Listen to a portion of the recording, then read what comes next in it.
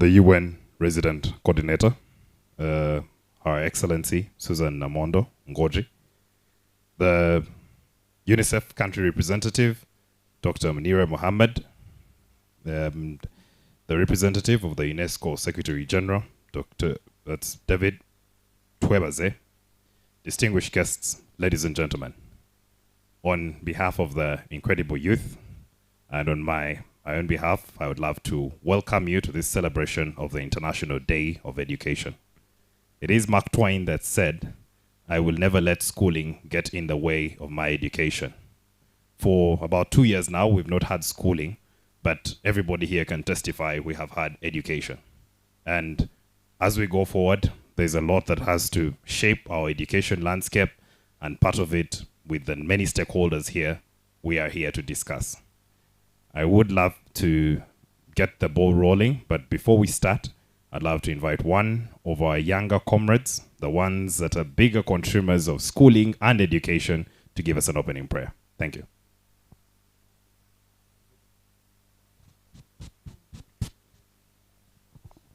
Good afternoon.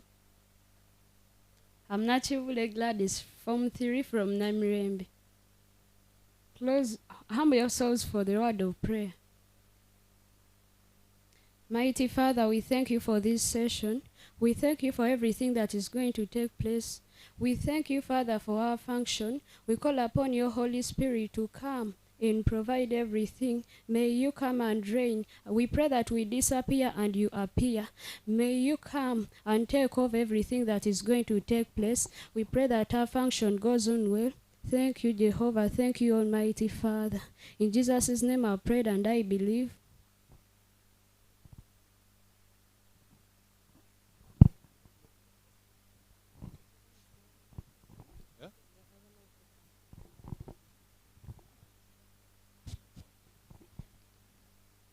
Thank you so much. Very powerful prayer, that one. Nothing I had actually anticipated, but thank you so much for the prayer. And I think something, a cue I picked from her is the introduction. My name is Vincent, Nsereko Vincent. I am a couple of things. I'm paid to speak, so I work on the radio for some time, on Radio 1. And I'm also very passionate about education, entrepreneurship, and agriculture. I own a company called Zimat. But most importantly, and the highlight of possibly my past year, is when I became an incredible youth. So I am also an incredible youth. So it is a great honor to invite Brian Tuatwa to have the very first word and get us started today.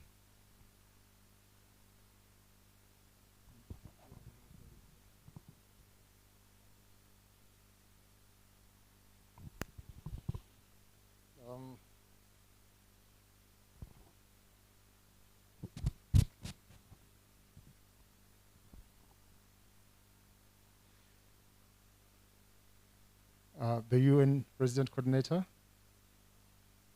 the UNESCO representative, Unicef representative, Dr. Samuel Majwega, the head of MK Publishers, Dr. Fred Muema, heading Muema and Co-Advocates, the representative Secretary General, UNESCO, all protocol observed. Ladies and gentlemen, you are most welcome to Incredible Youth International. I just want to request to take off this mask because I'm vaccinated, and recently I was looking at the Prime Minister of the UK declaring that the people are a bit safe, and he encouraged most of us to be confident that COVID is no longer a threat, but a mere flu that we have to live by. I'm so humbled and honored to welcome you here at the home of Incredible Youth International, and also humbled to be hosting the International Day of Education. We have organized this function for less than 10 days. Dr. Charles can attest to this. We are grateful that regardless of the fact that it was a very short notice, we are able to come up with this. I want to take this opportunity to thank the resident coordinator for agreeing to come on a Sunday We believe that within the UN system, weekends are day off. There are no-go areas. But for you to come, we are so humbled. I also want to recognize the schools. They have just begun. And in fact, most of the schools were telling us, we have just begun, we can't spare a single day to appear. But for us to have representation from Namirembe, I just request that we clap for them, really. And they were here by 9 a.m., so they also helped us in organizing and putting chairs together, shifting tents. It's a huge sacrifice to have students start less than 2 weeks before, but then take the courage and come and participate at such an event. I'd also want to recognize the students from MOOBS. We have over 50. Please put your hands up and stand up for recognition. I know you are a bit young and agile. This is the future of our country. So for them to come and participate at such a function is such a great honor. I just don't want to keep introducing people, but I want to thank everyone that has been able to come. I hope I will be able to have some more time later on to be able to speak, but this is just to introduce you to Incredible Youth International. We are a young people's organization focused on unveiling the deepest potentials in areas of talent, business, profession, and education. We have been around since 2005. I founded this organization in my senior 5. So this is just to encourage young people that regardless of the fact that you're still in school, you can begin something that can grow. We have been able to visit about 1,600 schools since 2005 till today. Our young people have become incredible, grown and scattered to 60 countries around the world.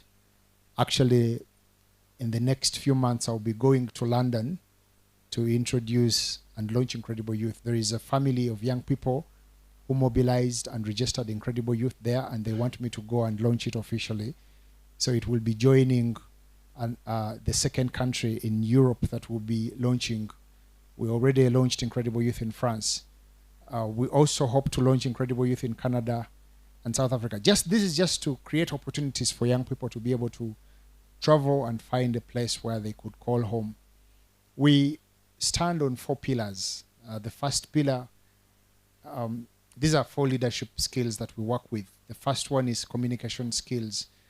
We believe that if our young people understand and appreciate communication at a tender age, unfortunately, the education system promotes more of silence. And even our culture, for those that know Uganda, abakulu tebaddi bwamu. So we spend a lot of our young teenage life humbling ourselves and keeping quiet.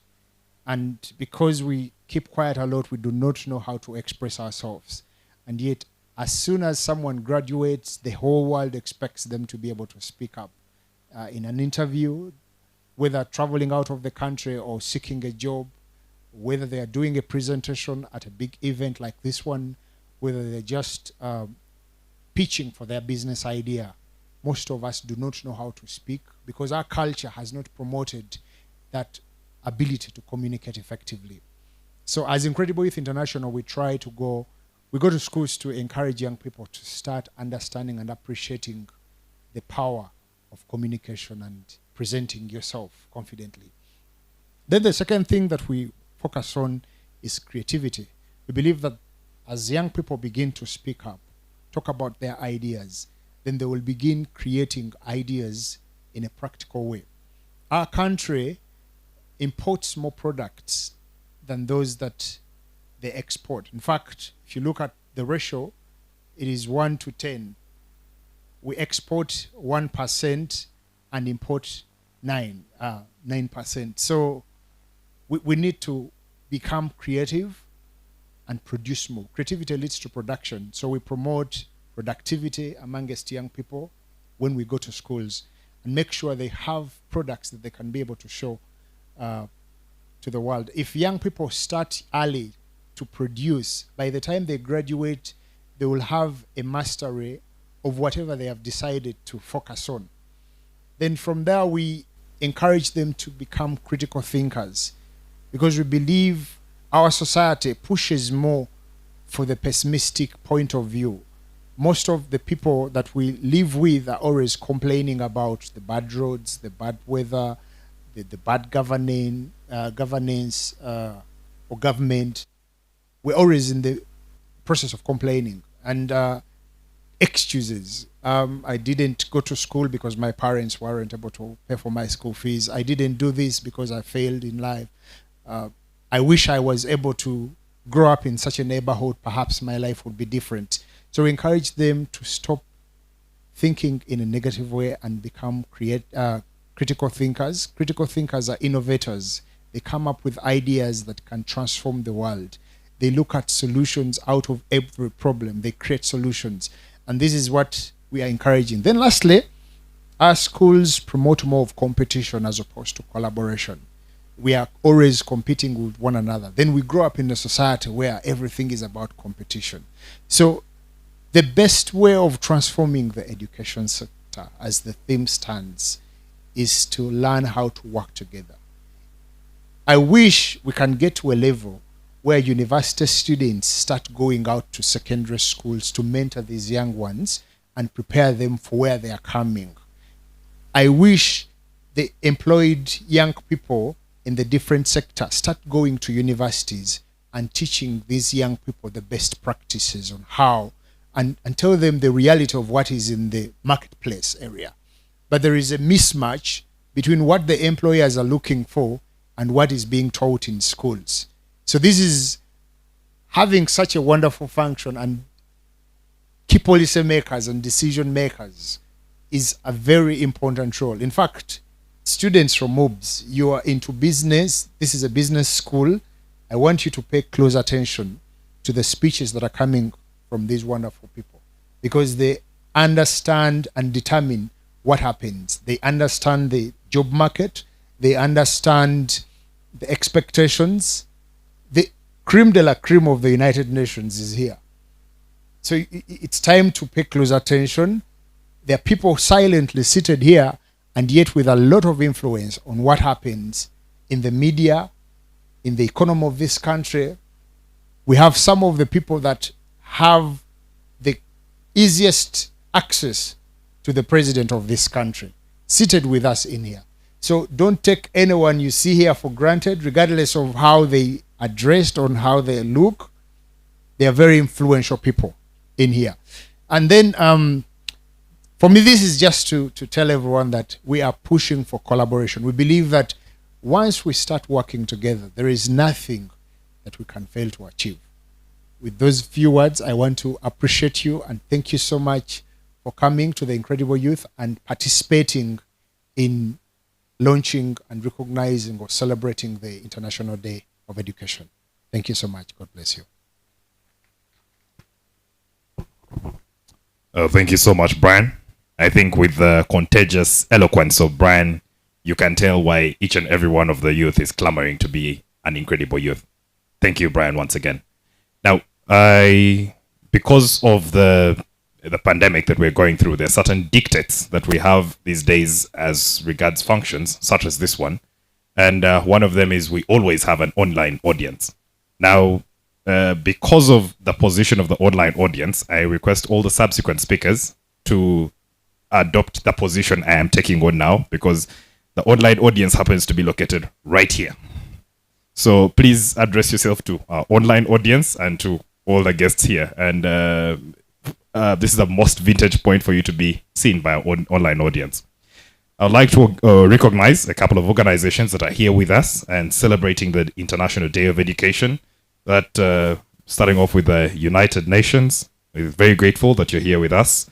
Unicef, we're very, very grateful that you're here with us. Unesco, the Ministry of Education, the Southern Line Ministry for Education. We also have the Youth Coalition for SDGs. They're here with us and we're very central in the planning and for this day to happen. Certainly, we appreciate Incredible Youth International, who is our host today. And we have Bukoto Central Youth Link. This is in Masaka. We're very grateful for all the contributions you have made for this day to come. and also for being present.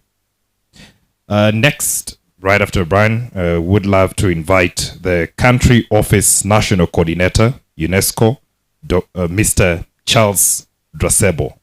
My ethnicity is Buganda, so if I got that name wrong, hold me excused. But please, it is, I am very faithful that what he's going to tell us is very important, so it would be right and just to give him a hand clap as he comes. Thank you.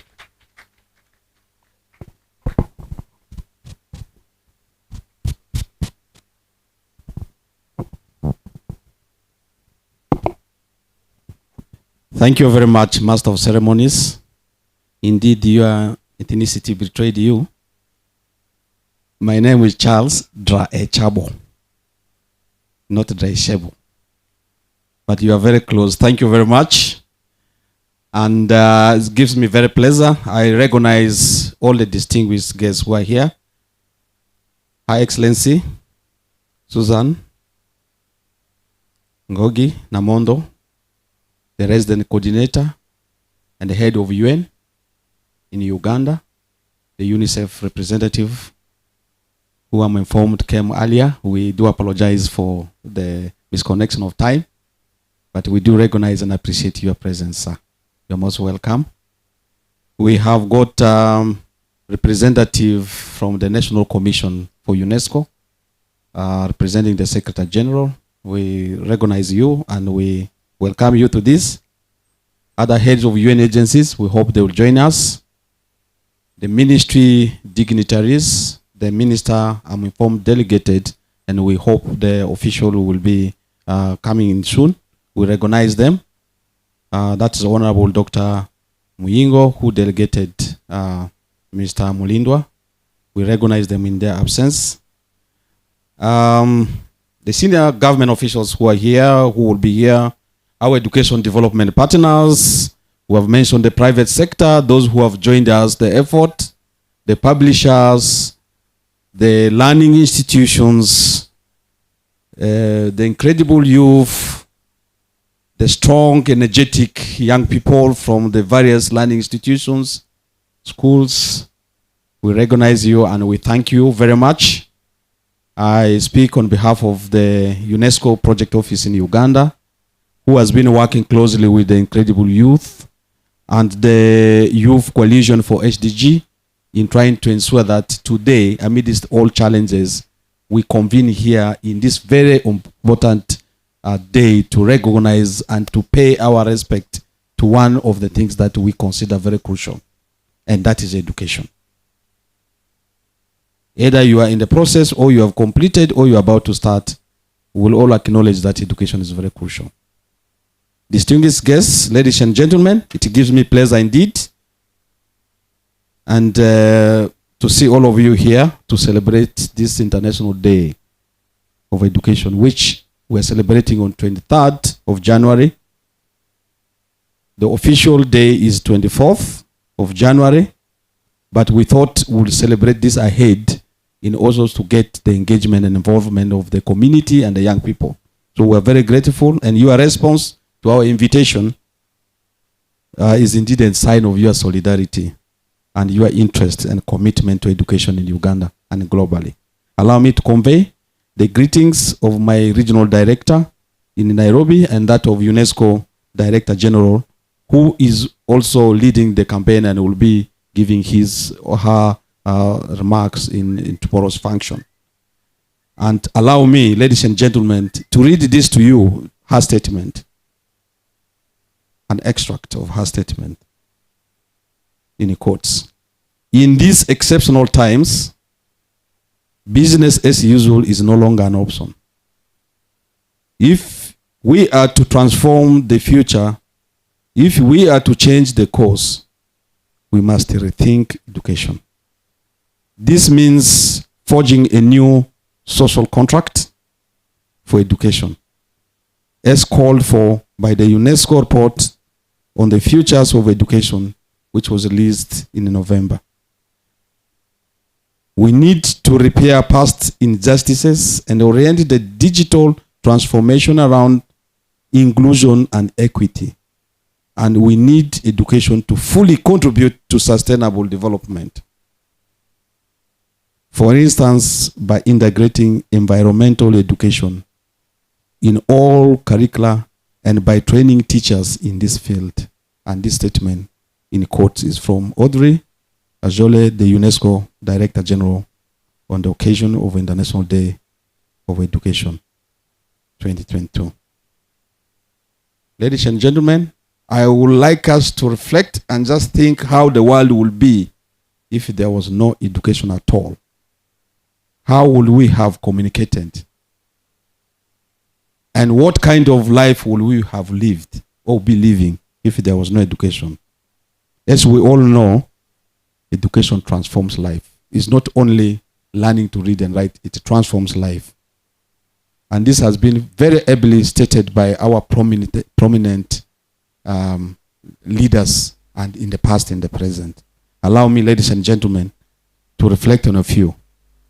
One from the United Nations Messenger of Peace, Malala Yousafzai, who once said, "One child, one teacher, one book, and one pen can change the world." And also, our great leader, the late Nelson Mandela, rightly called education the most powerful weapon which you can use to change the world. The Secretary General of the United Nations, during the inaugural day of the International Day of Education, said, "We need education to reduce inequalities and improve health. We need education to achieve gender equality and eliminate child marriage. We need education to protect our planet's resources. And we need education to fight hate speech, xenophobia, and intolerance, and to nurture global citizenship." That is the statement during the inaugural speech. And most famously, as my friend also quoted, from one who loves education so much, Mark Twain, while talking about the need to read, which we all would like to inculcate in our young people. The culture of reading is dying, and we would like to revamp that. And Mark Twain famously put it this way, that the man who does not read good books has no advantage over the man who cannot read good books. End of statement. As we all gather here today, ladies and gentlemen, let us reflect on these words of wisdom and open a dialogue to make education even better, in order to respond well to the call of the theme for 2022, changing the course, transforming education, to make education not only a quality service, but also a life changer and equalizer in all spheres. I welcome all of you, and I would like to agree with Brian on the matters of making relevance of education.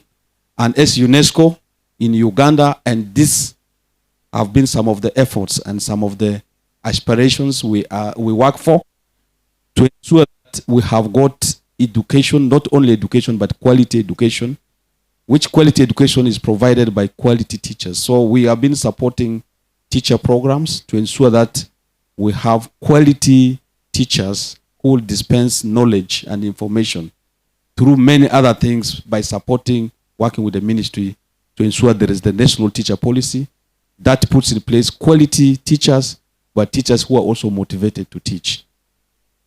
We also have worked with young people, organizations, to ensure that they transform the skills through technical vocational training skills acquired and relating this to the place of work. Not only providing them the technical skills, but to support them to make use of those skills gainfully at the place of work. We also support the health well-being to ensure that the learners and even those who are indeed proponents of education remain healthy, because if you are not healthy, so we support the ministry to ensure that there is the health well-being of all our learners.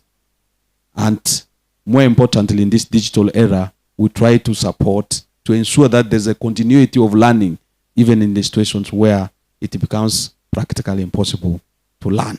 The learning must continue. And I think that is the era, and that is the direction we're taking. And while doing that, we should be cognizant of the fact that there might be some people who may not be able to have access. And we work towards ensuring that there's education for all, not only education for all, but quality education that's going to leave no one behind. So we may have to support, and UNESCO is doing that, supporting those who have got visual challenges, who cannot be able to access digital devices, to support them to access that. Equally, we have those in rural areas who might not be in a position to be able to do that. We have those who are suffering from all sorts of disabilities who need to be supported. So it's not only education to learn, to read, but education to transform life. So join me, ladies and gentlemen, on this auspicious occasion, on behalf of UNESCO, and indeed on behalf of my colleagues, to come and recognize and celebrate this International Day of Education 2022. Thank you very much for listening. I wish you all the best. Thank you.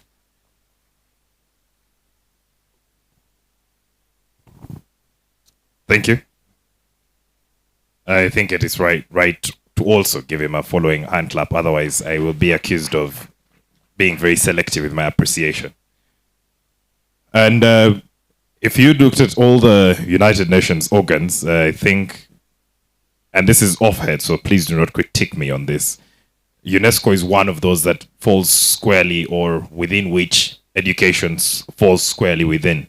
So allow me to invite the Principal Program Officer in charge of education at the Uganda National Commission for UNESCO, this David Twebaze, who is also representing the UNESCO Secretary General. Please, you're welcome, and we are very glad and excited to hear your remarks on this very interesting and exciting day as we're commemorating the International Day of Education. Thank you.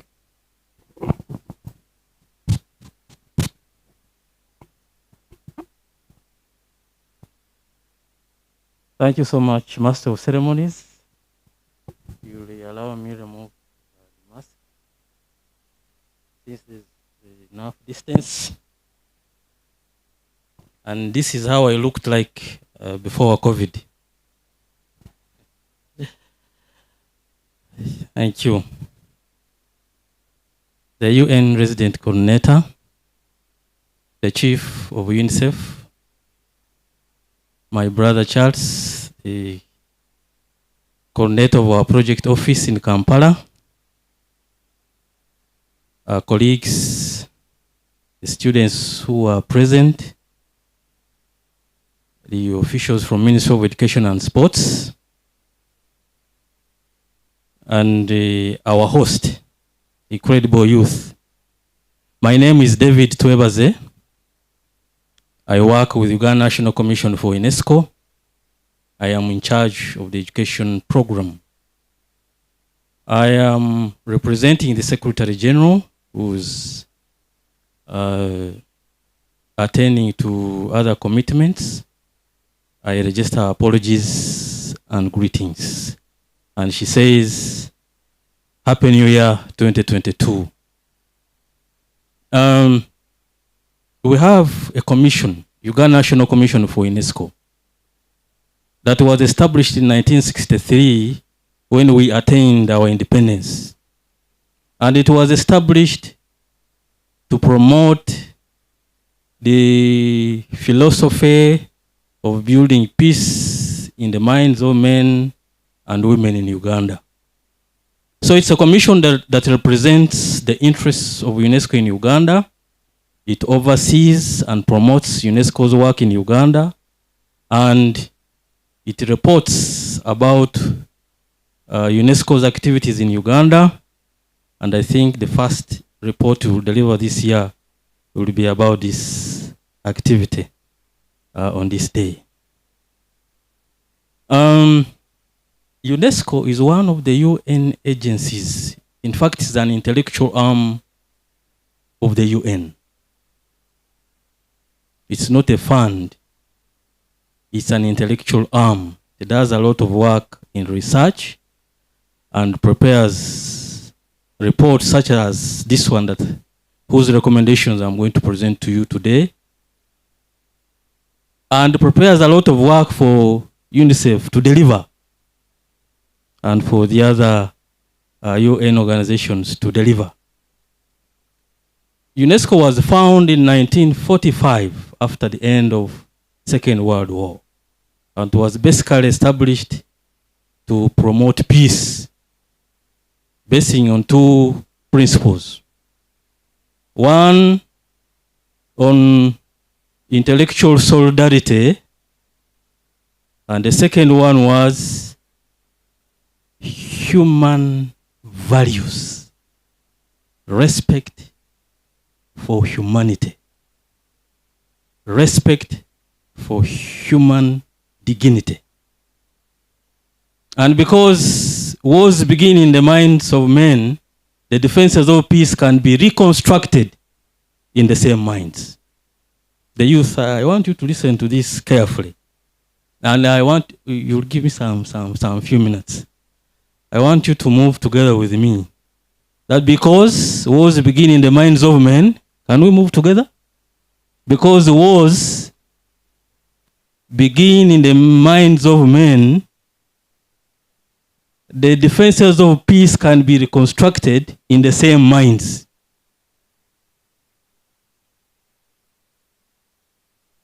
Are we together? That violence is planned. It does not just happen. It is planned. Violence is planned. They are leaders. In fact, Hitler had a whole ministry called the Ministry for War. Ministry in charge of war. And their work was to plan for war.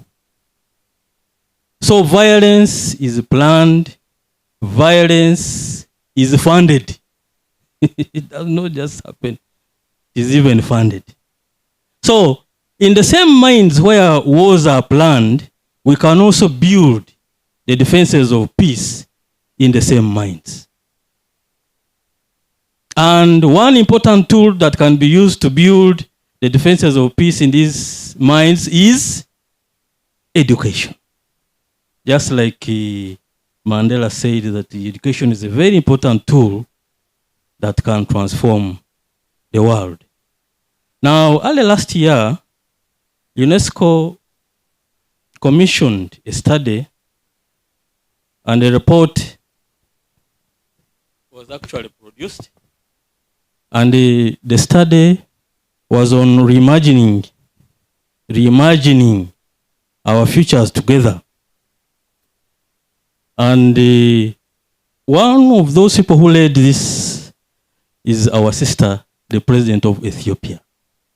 So together with a team of about 11 people, they actually undertook a study of reimagining our futures together. And out of it, they have recommended a new social contract for education. And this report is from the International Commission on the Futures of Education, commissioned by UNESCO. Now, because of time, I will concentrate on the recommendations of this report. One of them is building a new social contract for education aimed at repairing past injustices while transforming the future. And in the commission on this report, it was agreed that we will have a dialogue and an agreement on how to cooperate in organizing learning and knowledge shared. So it examines the core values and foundations and principles in our education system. And it is designed to actually promote creativity and calling upon actors, you and me, on agreeing what should be learned, how, where. There are fundamental questions. And this one should be agreed on with all the stakeholders. What should be learned? How? how relevant is the education system? If we gave an example of Uganda, how relevant is our education system? What do we want our education system to be? Which kind of products should be produced by our education system? So we need a dialogue to agree on this. And why do we learn? Why do we go to schools? Children, why are you at school? You should have that personal vision. Why am I at school? Why am I learning? What should I be in the future? What should I achieve at a personal level? Are we together? Why are you at school? MOOBs. Why are you at MOOBs? Before looking at the national vision, we have a national vision. We have a strategic plan for the Ministry of Education and Sports. There's a strategic plan, there are core values, there are policies. But you, at an individual level, why are you at school? What do you want to achieve and how? We need a dialogue about this. What do we learn? How do we learn?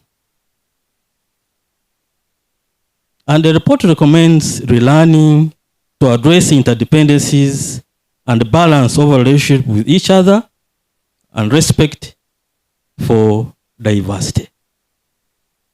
Learning and knowledge have a very important role to play in determining the future we want. And this is the time for us to re-emphasize the 5 fundamental pillars of education for the 21st century. To re-emphasize the 5 pillars of education for the 21st century. Because these pillars are well aligned with Sustainable Development Goal 4. For us in education, we are pursuing the achievement of Sustainable Development Goal 4. So I want to take you through these pillars briefly. The first one is learning to know, the cognitive abilities. And we have concentrated so much on this cognitive ability of learning to know. Coaching our children, drilling them to get A's, get distinctions, learning to know. The second one is learning to be. You have a whole report that was commissioned by Unesco in 1972 and talks about learning to be. Learning to be is about character formation. And Madam Resident Coordinator, we are not doing very well in this area of learning to be, forming characters. We started this occasion late. And we have a very big problem as a country in terms of time management. So learning to be, we are not doing well as a country. We need to agree. What kind of characters is our education system producing? Are these fellows productive? Are our learners productive? Mr. Antuatu, is your youth productive? You talked about communication skills. Yes, they need to be assertive. They need to be, but how productive are they? How responsible are we, the products of the Ugandan education system? How responsible are we? Are we responsible citizens? Are we really responsible beginning our occasions 2 hours late? And it's not only today. It is a culture. It's actually culture. Are we producing confident learners in our schools? Are they really confident? Can they express themselves so well? That's a question that we need to agree. It's a dialogue. The other one is learning to do. Learning to do using our hands. It addresses the psychomotor domain. Learning to do. If you employ two workers at home and you don't want your children to do anything, you are betraying your own children. Let them learn to do, to sweep the house and learning to cook. In German, whoever comes first goes to the kitchen. Whether the man has come first, will drop in the kitchen and prepare supper or dinner. For us, when a husband comes, you will just sit, watch TV, and wait for the madam to come and cook.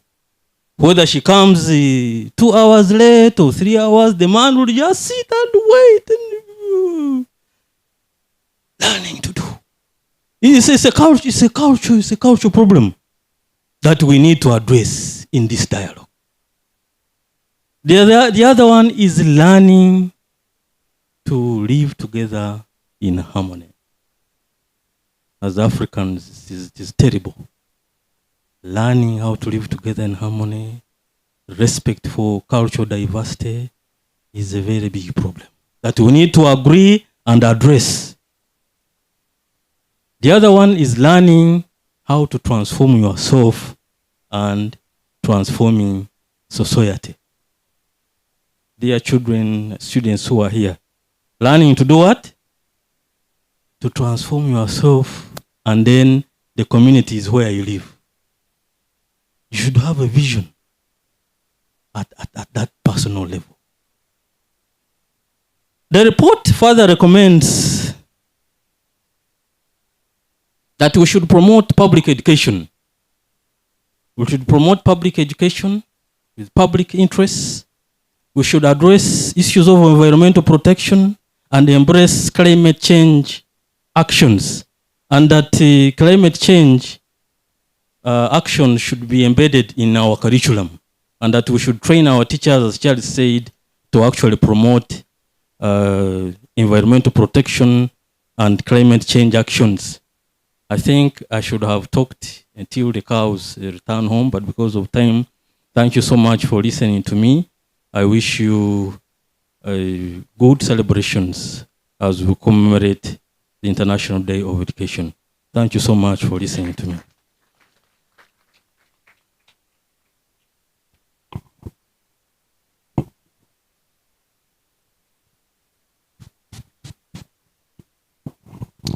Thank you so much for that very eloquent speech. And I can confirm I have seen some cows making their way home. So it was right for you to just wrap it up just there. Now, one of the news reports I saw on CNN, there's a lot of material for a lot of stand-up comedians. There was one country that did have they had a conference to discuss African issues. What was very interesting about this conference is none of the people was African. Before we are critiqued and made pretty much a highlight of the same joke of having a discussion about education and having none of the highest consumers of education as one of the speakers, I would love to alleviate myself of that scene. I have a very able youth, a young person, and very eloquent speaker in the names of Nagawa Cortez. She is from Africa Pal in Senior 2, and she has something, 2 cents for us to think about in regards to education. Ladies and gentlemen, beyond any other applause that you have given today, I'd invite you to give an applause to Nagawa Cortez.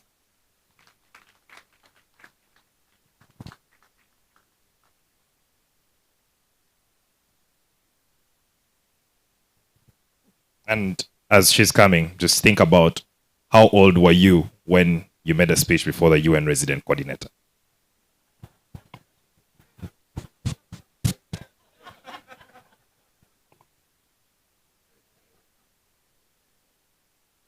Thank you. I ask for permission to remove my mask so that I'm heard clearly. Thank you. As you can see, I observe the SOPs and understand how serious this situation is. The chief guest, all dignitaries present, protocol observed. Ladies and gentlemen, I am greatly honored and humbled to have been given the chance to talk to you all today, to speak to you all today. Thank you so much. And first of all, allow me to thank the Ministry of Education for all it has done to make sure all kids report back to school. Thank you so much. 2 years really was a long time. As you all know, this pandemic has affected us all individually, both the young and the old. People's jobs were lost, people's health was put at risk, people were sick, people were dying, and kids were out of school. And that led to many teenage pregnancies. Many of our colleagues are pregnant at this young age of theirs. Many have dropped out of schools, and really that's affecting the education sector. As we all know, education is an essential part of the community and of the world. It's very essential, and I think we all know how essential it is. And now that we were out of school, there is a glitch in the education sector. But even before that, I have to admit there was a bit of a problem in the education sector. School being a place where a child is taught and exposed to a variety of things makes it very essential for children and people all over the world to attend it. But most kids think that all they need to do in school is pass and not learn really, but pass the tests they're given, get all the A's, score all the tests, get the distinctions, and make their parents proud with just D1s on their tests. And that was all because of the encouragement of cram work, which most schools have been doing, encouraging cram work for kids to just cram, not really learn. Because if you ask me, I don't think I remember anything I was taught in primary 7. But fortunately, the ministry was able to fix that by establishing the new curriculum, which started with the S1s of 2020, which are currently in S2 now, like myself. And it has allowed, by doing so, it has allowed and promoted kids to carry out research, find out more on their own, and discover, how to filter and sort out information all on their own. When kids go to Google, the first thing that they think about is shows and maybe movie personalities, TV personalities, and all that. But right now, since it has been encouraged in schools that they need to research and all that, they have learned how to filter out information all by themselves. They've learned how to sort it out. They don't need to go and ask the teacher, I saw this in the textbook, elaborate for me. No, elaborate more on that. They can elaborate all by themselves. And I really think that has improved the education sector. It has helped us work together in groups, because in life, I have to admit it, we all know that in life we have to have friends. We have to have people that will help us to, expand on our businesses. We have to grow together because that's what we are taught to do, to grow together as a community, as a family, as one. And I think that by establishing this new curriculum, that has really helped us to grow as one and to learn to work together. So the new curriculum has encouraged teamwork through these groups. And now kids get together and share their own ideas, their creativity, their abilities, different ideas from different perspectives. And I really think we are going somewhere with that. As opposed to when teachers were just giving notes and teaching us to pass, giving us notes and, filling our books. But we weren't really researching, we were like, if the teacher said this, then that's that. Now we can just go and find out more, find out what other people are saying, be more advanced. And now kids get to go deeper into what they learn and figure out how to expand that information they acquire. Surely the Ministry of Education deserves a round of applause for that. As the theme states, changing course, transforming education. I really believe that by adding skills education, we'll be able to achieve that goal. That's the way to go. Yes, because both skills and academic is what one needs to succeed in life.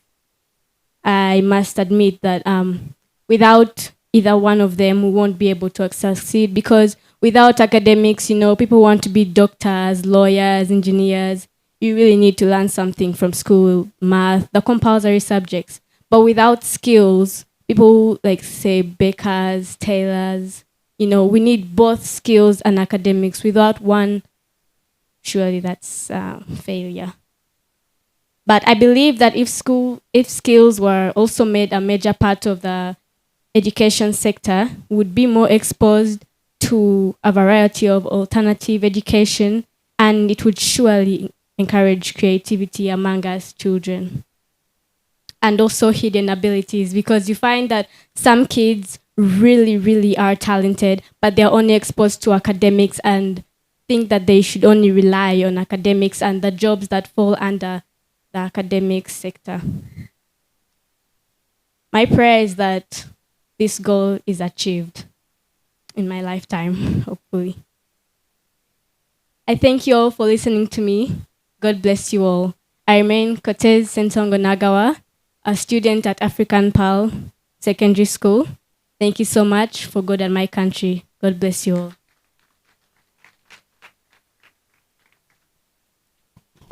Thank you so much, Nagawa. Pity me who has to speak after such an eloquent speaker. Pity me. And thank you once again. But it's very notable. The speaker just before Nagawa did point out, he was talking about the pillars of education. And as he was talking about the pillars of education, he said something about learning to be. Now, when I went to school, I just was for a very simple reason, really. So that after school, I'll be called learned. Imagine my disappointment after 3 years of kindergarten, 7 years in primary school, 6 years in secondary school, and 3 years in business school. I come out on the other side and I'm told only lawyers are called learned. So it is begrudgingly that I invite Council Fred Mwema, because he's learned, and he is going to be a moderator for the panel. Please, Council, our land colleague, please come up and take a seat here. Joining in on the panel. Oh yes, I think you will take, that's far right. Joining in on the panel will be Mr. Charles Yakani. And for the panel, possibly for the resident coordinator, the youth, we have a prominent proverb, mostly amongst the youth. It's very simple. Just pick a hustle. And it simply means just pick one struggle. Because I am going to struggle with the names, I shall not give the titles. You saw how terrible I did at past with the names. So I will let the panelists introduce themselves as and when they come. So please, Mr. Charles Yakani, please come and join Council on the panel. And Miss Judith Owen Babazudi also is going to be joining us and also discussing education. And finally, and very importantly, Mr.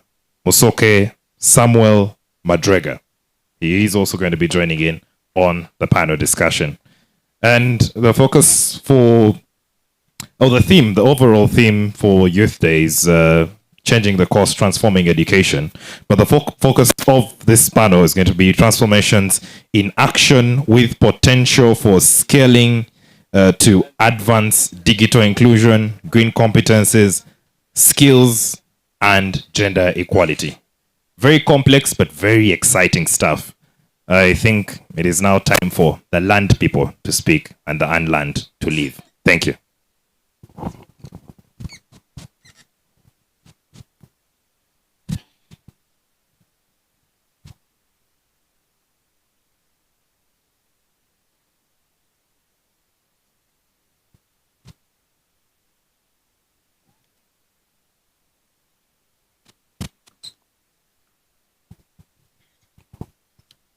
Thank you, MC, for that very flattering introduction.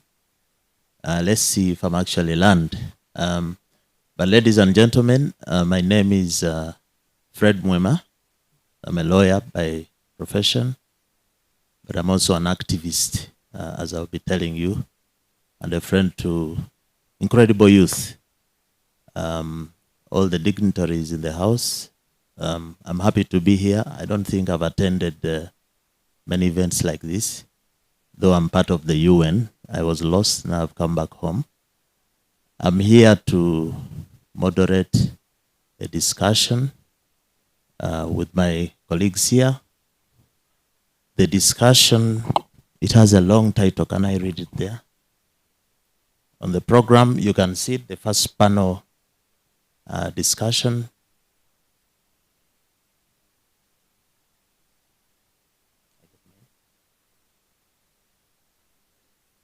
I think you have the program, but I need to read it out. Yes, transformations in action with potential for scaling to advance digital inclusion. So digital inclusion is a keyword there. Green competences, skills, and gender equity. So before we start the discussion, I'll give a chance to the panelists to introduce themselves, and then we start.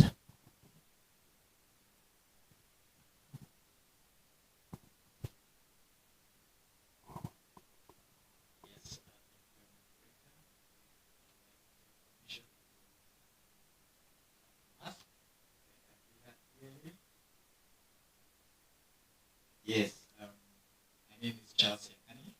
I'm representing my CEO, who is the CEO of Cyber School Technology Solutions, which is a company that is in the education space. We digitize curricula to make learning more interesting, and I heard from our student earlier who was talking about cramming, and one of our solutions is actually to get away from cramming and empower the students to follow content and actually do activities but using the computer. So that's our space. So we're in the education space. I am the e-learning manager responsible for the software development.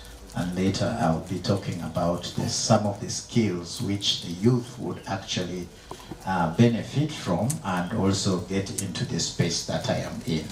So thank you, and I look forward to the discussion.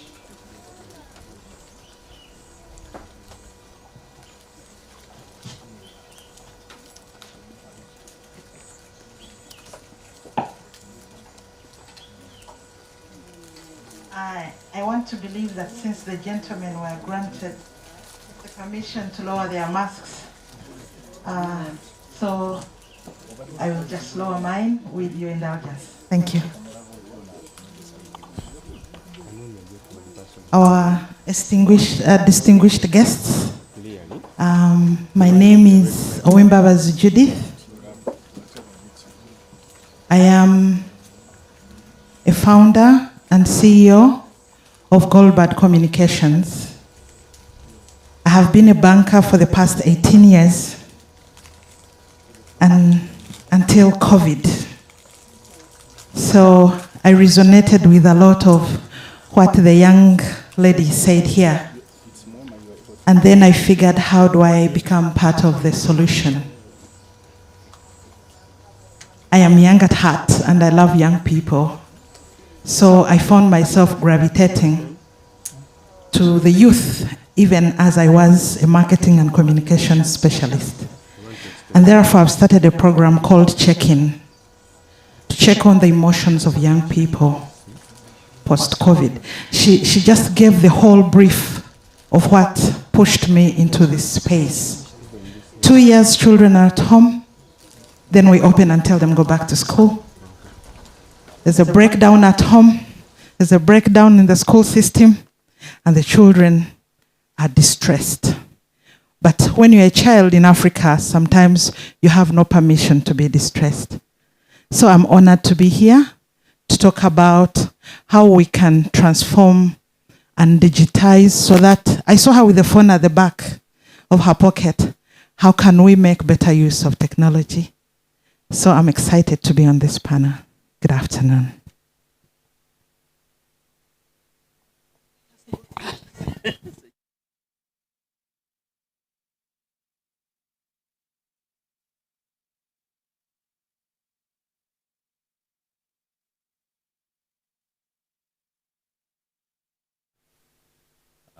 Our guests All protocol observed. Names: Amajwega Msoke Samuel. I'm the Chief Executive Director of MK Publishers. We've been in this business for the last 30 years, producing books for Ugandan children, for Rwandese, for Zambians, for Ethiopians, for Kenyan. That's what we are doing. But COVID came, and we started thinking, what can we do for continuation of learning? And of course, the word has always been digitalization. But digitalization to train, of course, we have the books which are approved by Uganda government for use in schools. But then we needed to find a way of getting them digitalized. And that's when we got in touch with OPIC. Every child deserves the best opportunities. And we started digitalizing our curriculum textbooks so that in future and the present, when one wants to continue learning in a digital format, our books, MK books, are already into that space. Additionally, as MK publishers, we thought that we needed to go a step further and created an e-learning platform. E-learning platform where from primary 5 now to primary 7, students can access a teacher on the platform. I'm an education, so I'm a teacher by profession. And when that lady, the young lady, was talking about the new curriculum, I just felt, wow, it is hitting where it should. Because we've made books following the new curriculum, the competence-based curriculum, which to me should have happened long time ago. Because for me,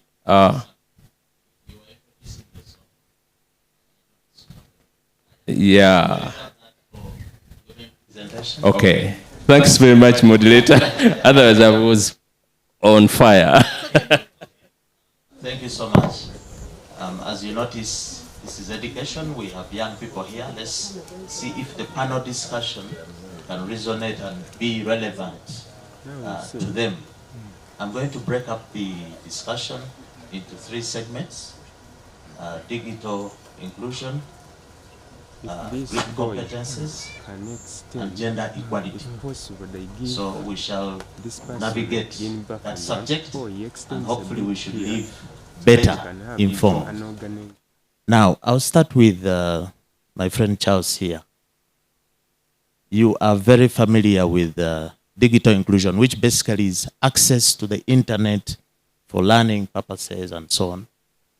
But Charles, there is digital inequity, which is brought up by things like shutting down of the internet, taxation on internet services.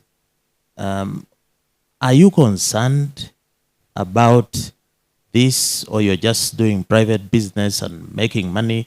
The young people there are very concerned about the failure to access the internet. Give them hope.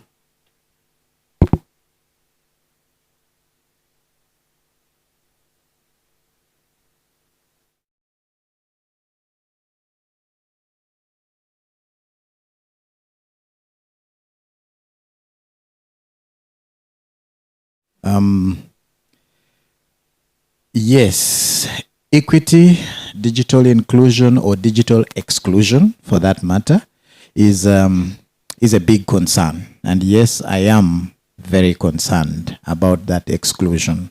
I want to draw from our experience as Cyber School Technology Solutions. We've been in this space for nearly 15 years. And every time we go into schools and we talk to parents about the software, which is really the digital curriculum, for us, COVID found us ready. We thought about this many years ago. So one of the things that comes out very clearly from parents, from schools, from students is lack of access. The lack of access is not just access to the internet, it's even access to devices, right? Access to devices, whether it being the phone, whether it being a computer. So one of the biggest challenges that is hindering the digital inclusion is access to devices. So yes, I'm very concerned about that. Of course, with the internet as well, it is also fostering the same exclusion instead of inclusion, because if you just stepped away from this city center and you go 100 kilometers away from Kampala and then go into the villages, you will actually realize what I'm talking about. The internet is not really readily accessible for those who are very far away from city and town centers. So it is something that I'm very concerned about, and we are. So part of our solution with regard to that is to have our software or the content run both online and offline. So if you have education content which is available offline, then maybe that could address part of the challenge associated with availability and access to the internet. When we go into the issue of costs even, I think the costs are still very high. The cost of internet is very, very, very high. For somebody deep in my village, I come from Koboko, a place called Koboko, which is about 546 kilometers away from here. So for a child in school to be able to afford 1 GB or even 500 MBs of data to access curriculum content is still a challenge. So yes, it is a big concern. So Internet Society, Uganda chapter, can we push and lobby to reduce these charges? Can we lobby Parliament? I think we should, and it is being done small scale. The association, I'm a member of Uganda ICT Association, and also there is a group at Makerere University called Renew. Renew is trying to work on getting bandwidth to institutions at a lower rate. So that is something that can be leveraged on, but I think the biggest playing field for bringing down the cost of internet to make it more affordable is in Parliament, because most of the things resonate around taxation. Okay, so I think that's where we need to. It's still work in progress. It's work in progress. So I'll move to Judith. Yes. I'm not going to banking, which is one of my favorite subjects. Yes, we are talking about charges. Today we're not talking about the high charges of the banks. Let us stick to what we were told to talk about. But away from the cost of access to the internet, there is the insecurity. It's claimed that the internet is causing public interest to suffer, and that therefore from a security perspective, sometimes you need to deny this access if it is going to violate or injure the rights of the others. And yet there is some move or push in the UN. You have countries like Estonia which say the internet is a human right. Okay, so how do we balance the public interest, access to all open space, to the security interests? And some governments are abusing that so-called public interest and security to deny us access to the internet. Thank you. I thank God the chairs are yellow, but I don't know if there are many politicians here. I am apolitical, but I'm a realist. So, one, I think it is going to be difficult in an era of a communications revolution for you to start stratifying it and shutting down. It's like if there is a storm and water is flowing, and you, because you're the rich and mighty, you put a retaining wall. We all know what happens to those mighty houses with retaining walls where they refuse little passage for water. The wall will come down, right? And these young people are so brilliant that as you build your wall, they are watching you and laughing. They already have 3, 4 alternatives. So here's my take, first of all, as a mother, but also as somebody that did ICT in the past. I did lecture in the Institute of Computer Science for a short time. We'll talk about it later. I believe that every new generation that comes is smarter than the older generation, except that we don't have the humility sometimes to accept it. But when you say the prayer of serenity, then you start to accept it. Therefore, I think that yes, it is a human right now. When somebody enters your home, before they would ask for some drinking water, right? Now somebody says, do you have a charger, a charging port, or Wi-Fi? Isn't it? And has become normal. When I go out with my 7-year-old, forget the adults, the first thing she asks me is there Wi-Fi where we are going? Whether it's a home or a hotel. So the horses have already left the stable. This public interest business is a different business for other people to talk about. But for us who want to create a future for our children, we have to teach our children responsibility. This is what I do with my children at home. We discuss consequences. I tell you, if you don't do what you're supposed to do, maybe you get sick. I'll feel sad as your mother. I have a daughter who is in 2nd year at university. So she has a boyfriend there. And so we have discussed, I say, if you don't take 1, 2, 3, 4 steps, you could get pregnant, you could get HIV, or anything else that comes along with a relationship. So that's a choice you'll have made. I'll be saddened as a mother. I'll probably come and nurse you in hospital, but I'll not take a single jab on your behalf. And that goes with the internet. We must make it clear and set boundaries for the young people and say, look, there is the good, the bad, and the ugly. By the way, they know it better than us, even as we struggle to control them. Don't you? Yeah, they know. What we need to do is to help them understand the dangers. The knowing they already do. These young people know more than you probably know, my land fellow, about the internet and what to find where and when. So for me, I think we must set up frameworks that allow us to talk about issues with the internet in terms of how you can use it responsibly. And we must also teach our children that for us when we are growing up, what I did last summer, nobody here knows. But for you, what you posted in 2005, it is still there. And guess what?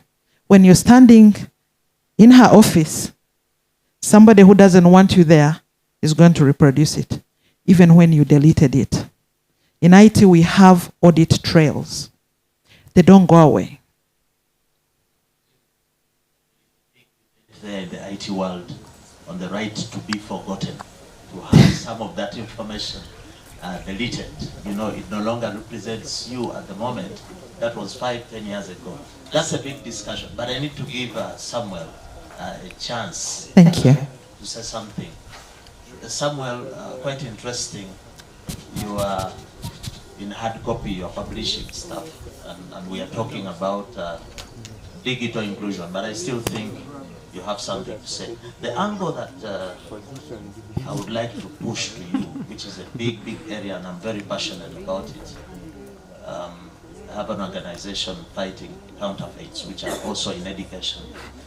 The internet appears to be pushing the selling, the buying, the consumption of fakes, including fake news, fake information, even fake education. You'll basically literally find anything you want about anything on the internet, most of which is not censored, there is no editorial policy, and the young people are accessing all this, maybe being misled or whichever. Internet and fakes, fake news, fake information. What can you tell us? Thanks so much, moderator. I think that is a very big monster in the house, the fakeness. As a publisher, we try our level best to ensure that whatever we push into the market is well censored, well regulated. But when somebody goes onto the net, yes, one can get whatever one can get his or her eyes onto and can consume that. But what's important is for the market, the parents, the students, to really look out for the right type of material. For example, in our situation as publishers, right now we are print and digital. We are doing both print and digital. And my biggest concern would be more about, because our materials are already approved for use, vetted and approved for use in schools. So at least in as far as our content is concerned, that is approved for use in schools. But I'm aware that there's a lot of other materials which are not approved, which are not regulated, which are not censored. So this is an enemy which we have to fight, all of us. It's not a one man or to fight, it is an enemy for everybody to fight. Because they are there, they are available. When you Google, you get whatever you want. But the question is that useful in terms of education or in terms of consumption? So it's a big enemy. Yeah. Digital inclusion thing, but I cannot leave it before talking about exam malpractice. Is ICT promoting exam malpractice, or is it helping us to fight? That question will go to each of you, 20 seconds. I can take that. I think when you look at IT and, for example, in examination, for example, if we are looking at it from the perspective of online examination, there are measures which have been taken to ensure that a person who is doing an online exam is actually being well supervised. That is there. But students being students, they use ICT to cheat in different ways. I would think that ICT can really support, help and reduce examination malpractices. Thank you. First of all, I have to say that I don't love exams. They make me panic, and I have to cram. Where is the girl who said, for us, we crammed all the way. You're better than us. But coming back to this, I think it's two-way. One, I think, yes, ICT can help to reduce, because it depends on what type. There's the actual exam. These days, there are so many cameras. You can do the little pinhole cameras. But for me, it's the point, how much you guard me or how much you teach me. I think the era of that education of exams and marks is fighting a losing battle. And that's a discussion we can have another day. Our children, who talked about schooling and education, the good MC. We need to decide what we want. ICT can help, and ICT can actually promote. It's both ways. We can't sit here and lie to each other. But for me, the real question is, what do we want to do? Do we want to teach our children, or do we want them to pass exams?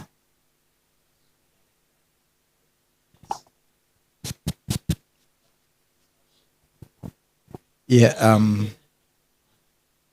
Okay. Yes.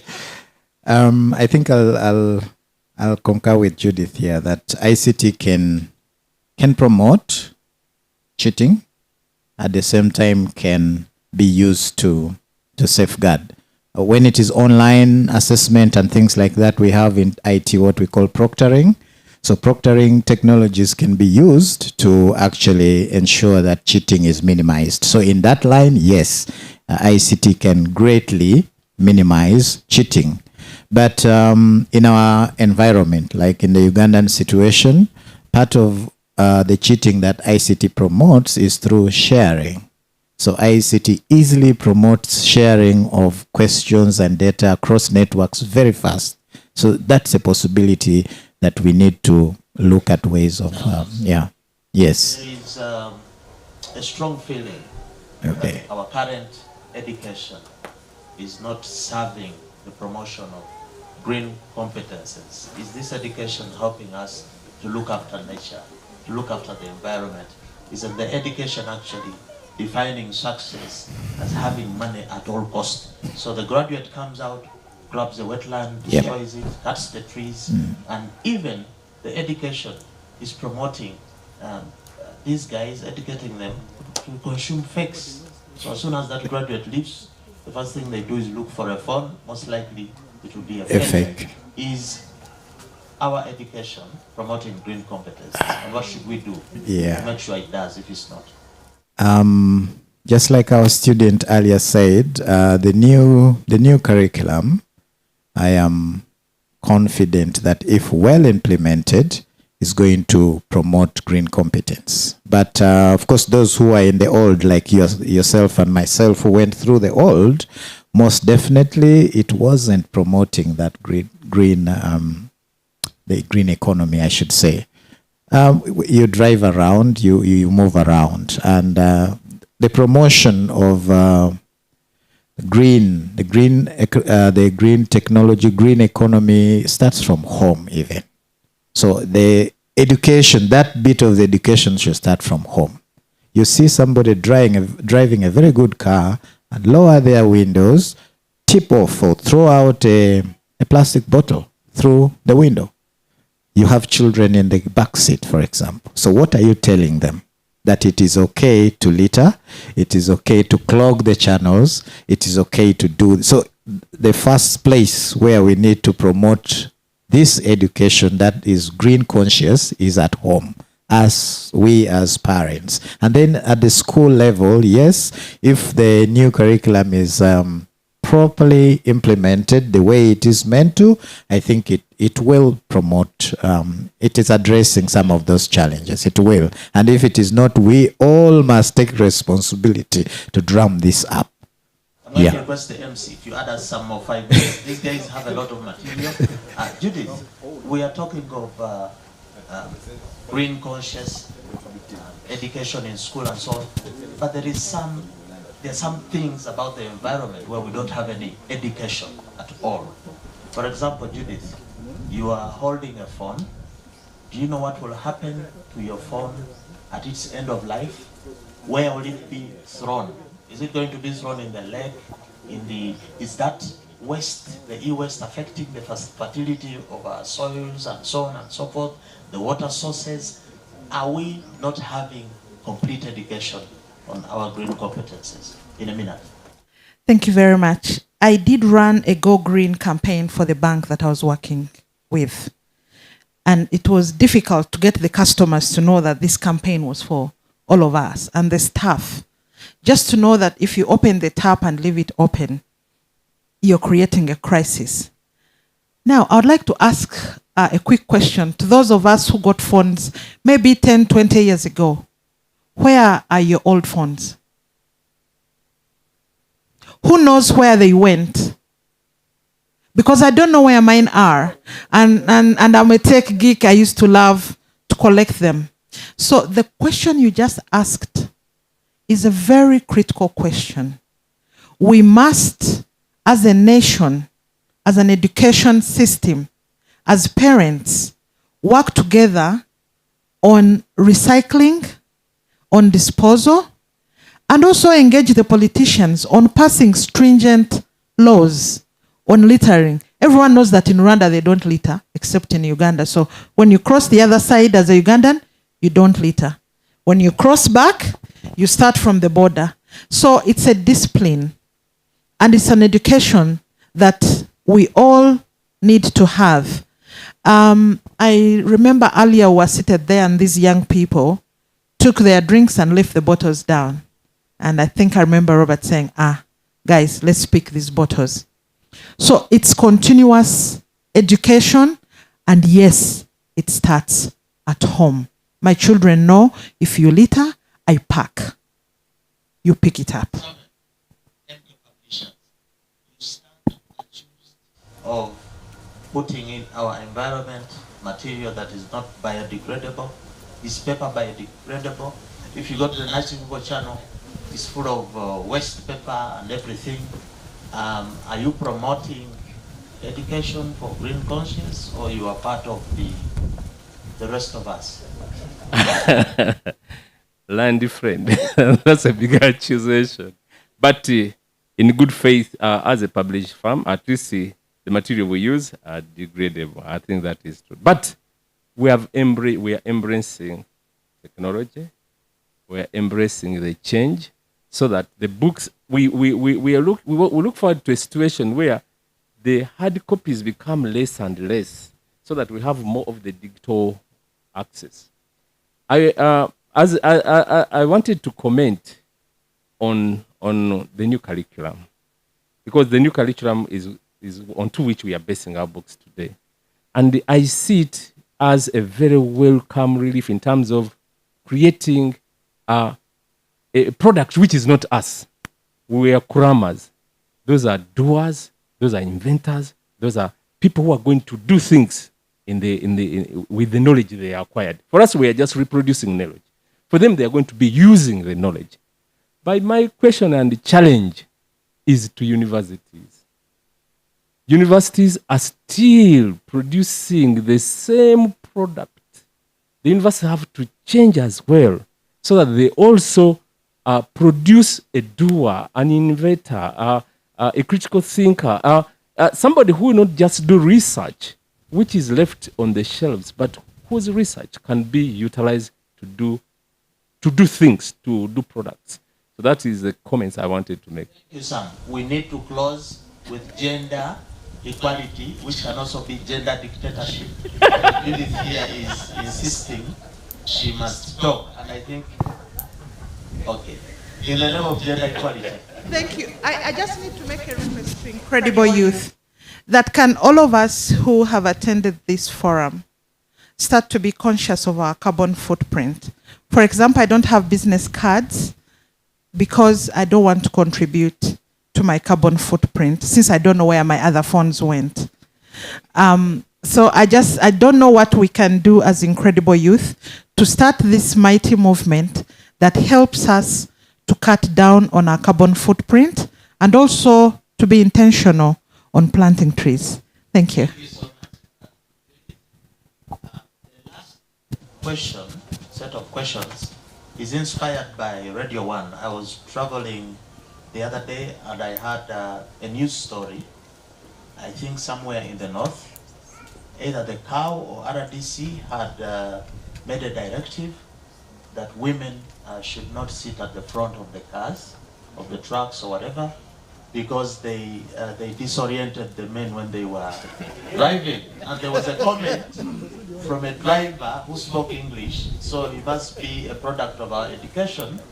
So I want each of you to tell me the role of our education in that story for that driver?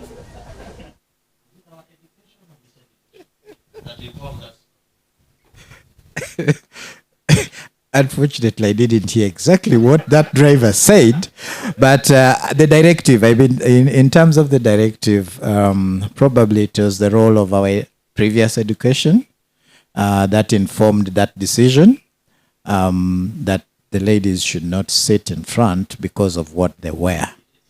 So man will not concentrate on the driving when there's a lady and the co-driver. it all starts in the mind.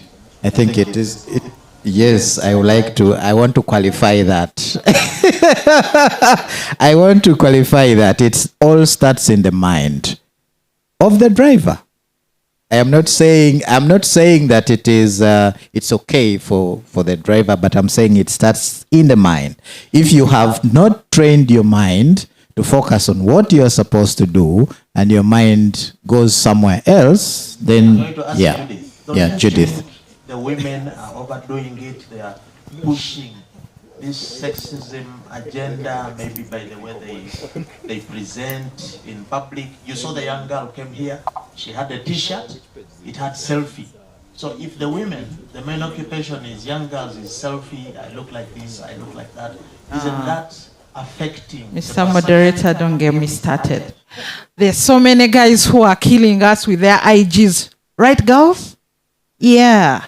So I think gentlemen need to take responsibility for themselves, and maybe we need to have another forum where we talk about the boy child. We need to help the boy child to understand what it means to be a man. A real man doesn't go around touching everywhere. A real man is in control of their faculties. I would like to ask one question as I hand over the mic to the next speaker. And I don't intend to be racist. When a white lady is in her little bikini, I don't hear anybody complaining. Or is it because we are more beautiful? That's what they say. Okay. I will respect the chief guest, and I will not add an extra comment.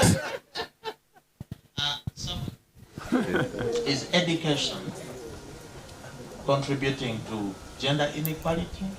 That the more we are educated, the more we tend to see the opposite sex differently, the more we are critical, the more we have a mindset problem?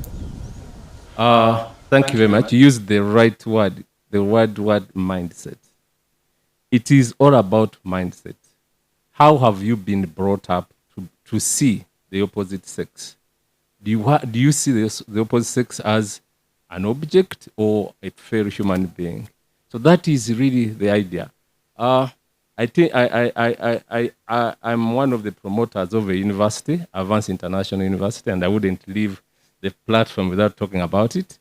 But one of the things we do at Advanced International University is about mindset. In all the students who come to our university, we train mindset change. And it drives everything. Gender inequality. But to answer your question directly, it should be, education is really helping to make us equal in all aspects. Thanks very much. I wish we had more time. We are more than excited to be part of this discussion. Legia wants to say something. You want to add? Can I be allowed to pass the mic? To equality. Again, is that gender equality or gender dictatorship?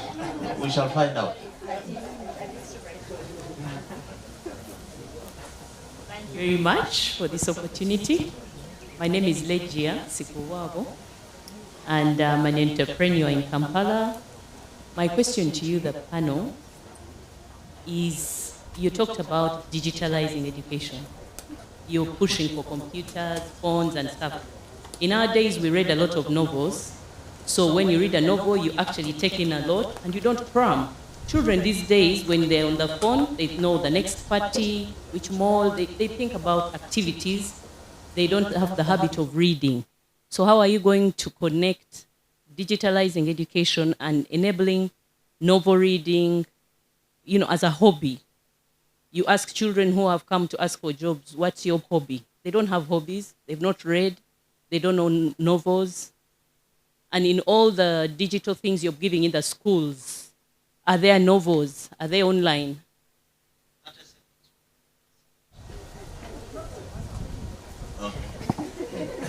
30 seconds, we're up.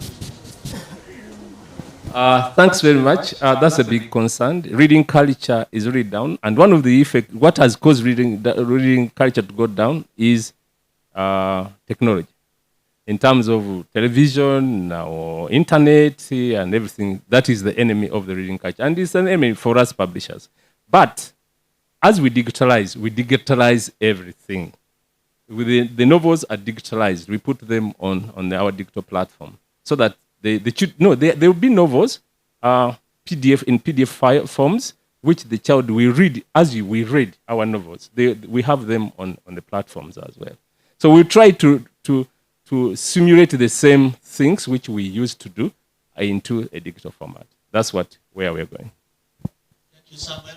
Ladies and gentlemen, this has to come to an end. All good things come to an end. If you can join me in saluting the lady and gentlemen for an excellent discussion. If we could clap for them. And I am sure that they have helped us to change the course and transform education. So I'm presenting them for the last time. They will be standing down. And then for me, I might stay on for the next panel if I'm allowed, but I need to stand down as well. Thank you so much.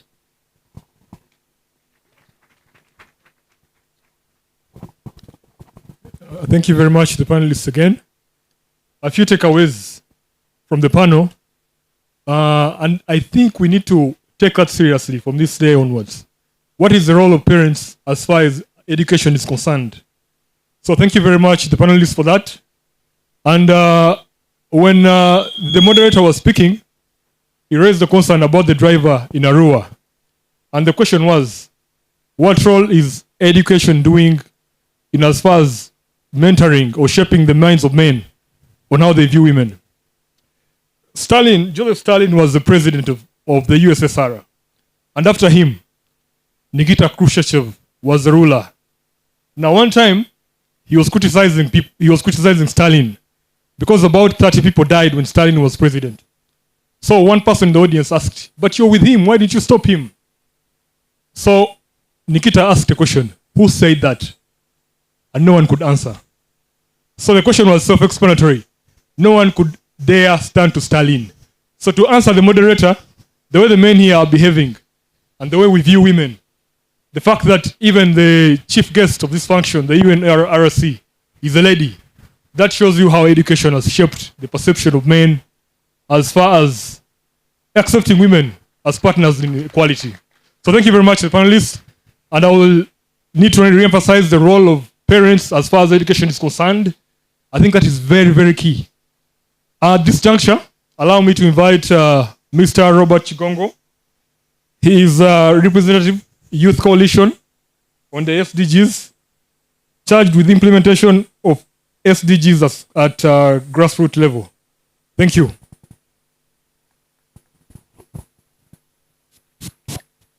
Thank you very much. I know we are likely to be exhausted, so I'll tend to be very brief. Your Excellence, the UN Resident Coordinator, we welcome you to Uganda officially. I know this is your maiden event with a coalition. The Unicef country representative, the UNESCO reps, government officials, civil societies, thank you so much for coming for this day. The Youth Coalition for SDGs shares the same values and commitment as the United Nations. The coalition is charged with a duty to scale up SDGs at grassroots levels, universities, and all communities. This is why we are in Mukono, not Serena, as usual.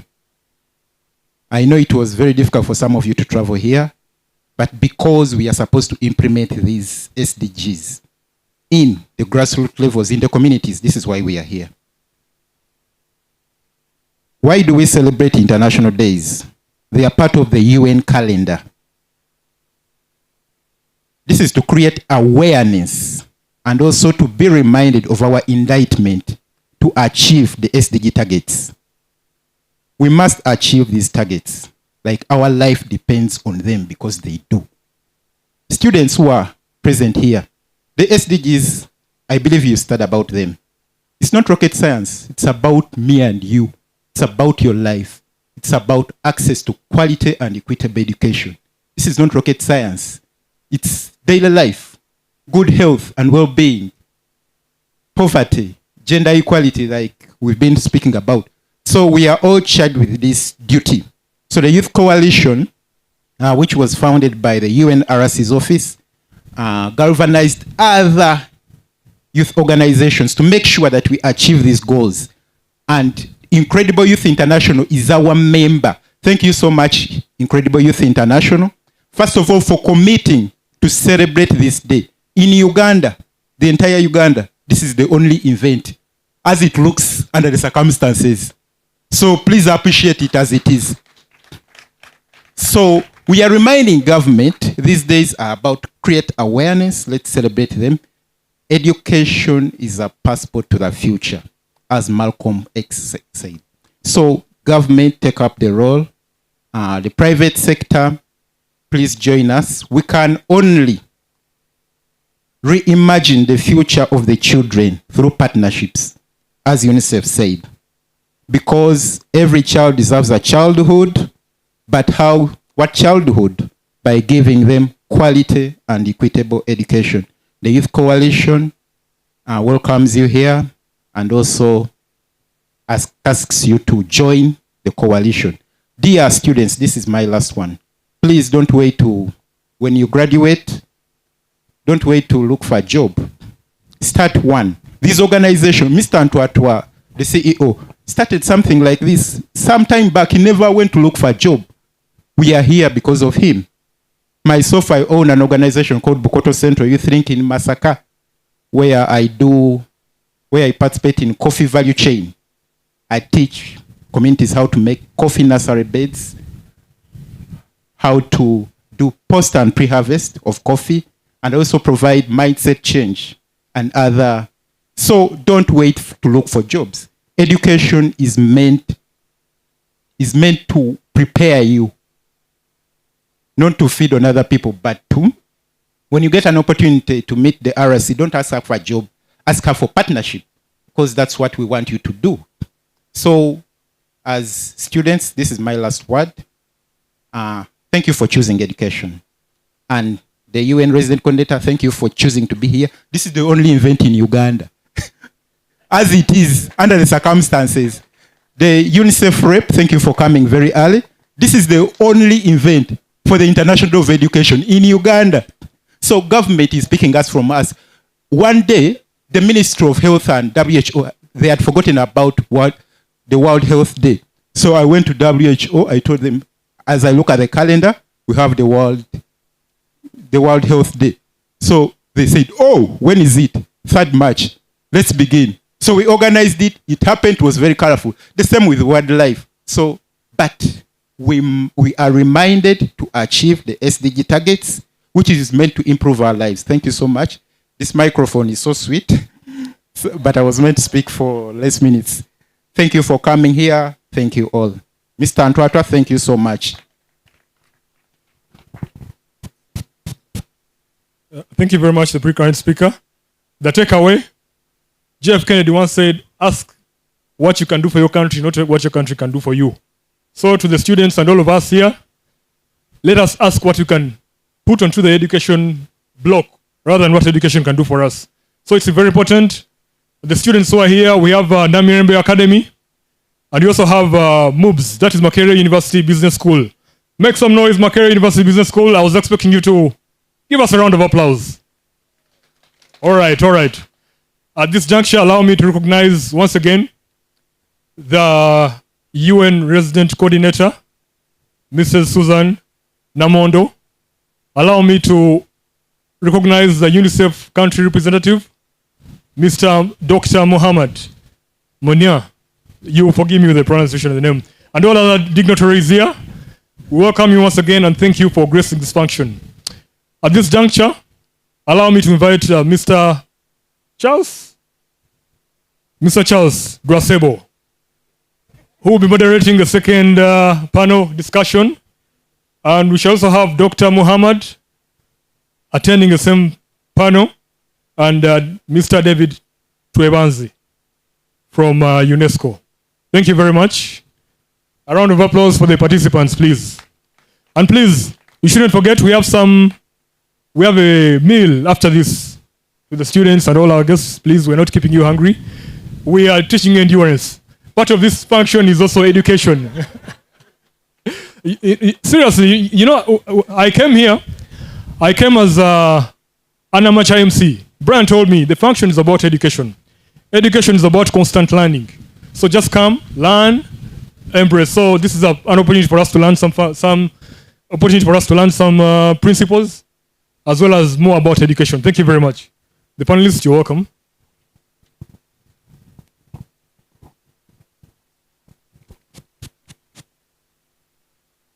Yeah, thank you very much, the moderator. And ladies and gentlemen, I would like you to, first of all, join me in thanking Incredible Youth and the young people and all those who have put this event together. That, as they proudly say, the only event happening in the country today. Thank you very much. A very big applaud to all of you. And this second session of discussion is basically to fit in context. Why are we here? And what do we want to reflect?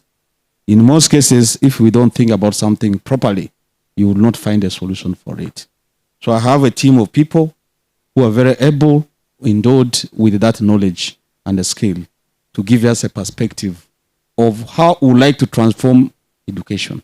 How education can be transformed, how can we make it better, how can we change the course, which has been our team running. And before I open it up, I'll do justice to them to fully introduce themselves. The names were not properly pronounced, the title probably not well pronounced, and they can give us a little bit more of what is their passion in terms of education, in their life or in their experience. Just briefly, I'll start with my senior here, the rep for UNICEF. Can you kindly introduce yourself and really your passion for education before we go into the discussion? Thank you very much, moderator. My name is Munir Saffield. I know it's a complex name, so you can say Munir, and that would be sufficient. My passion is about education because it's, number one, a human right, a child right, but more importantly, it is the best tool for empowering people to be what they need to be, what they want to be, rather than what the current situations have dictated them to be.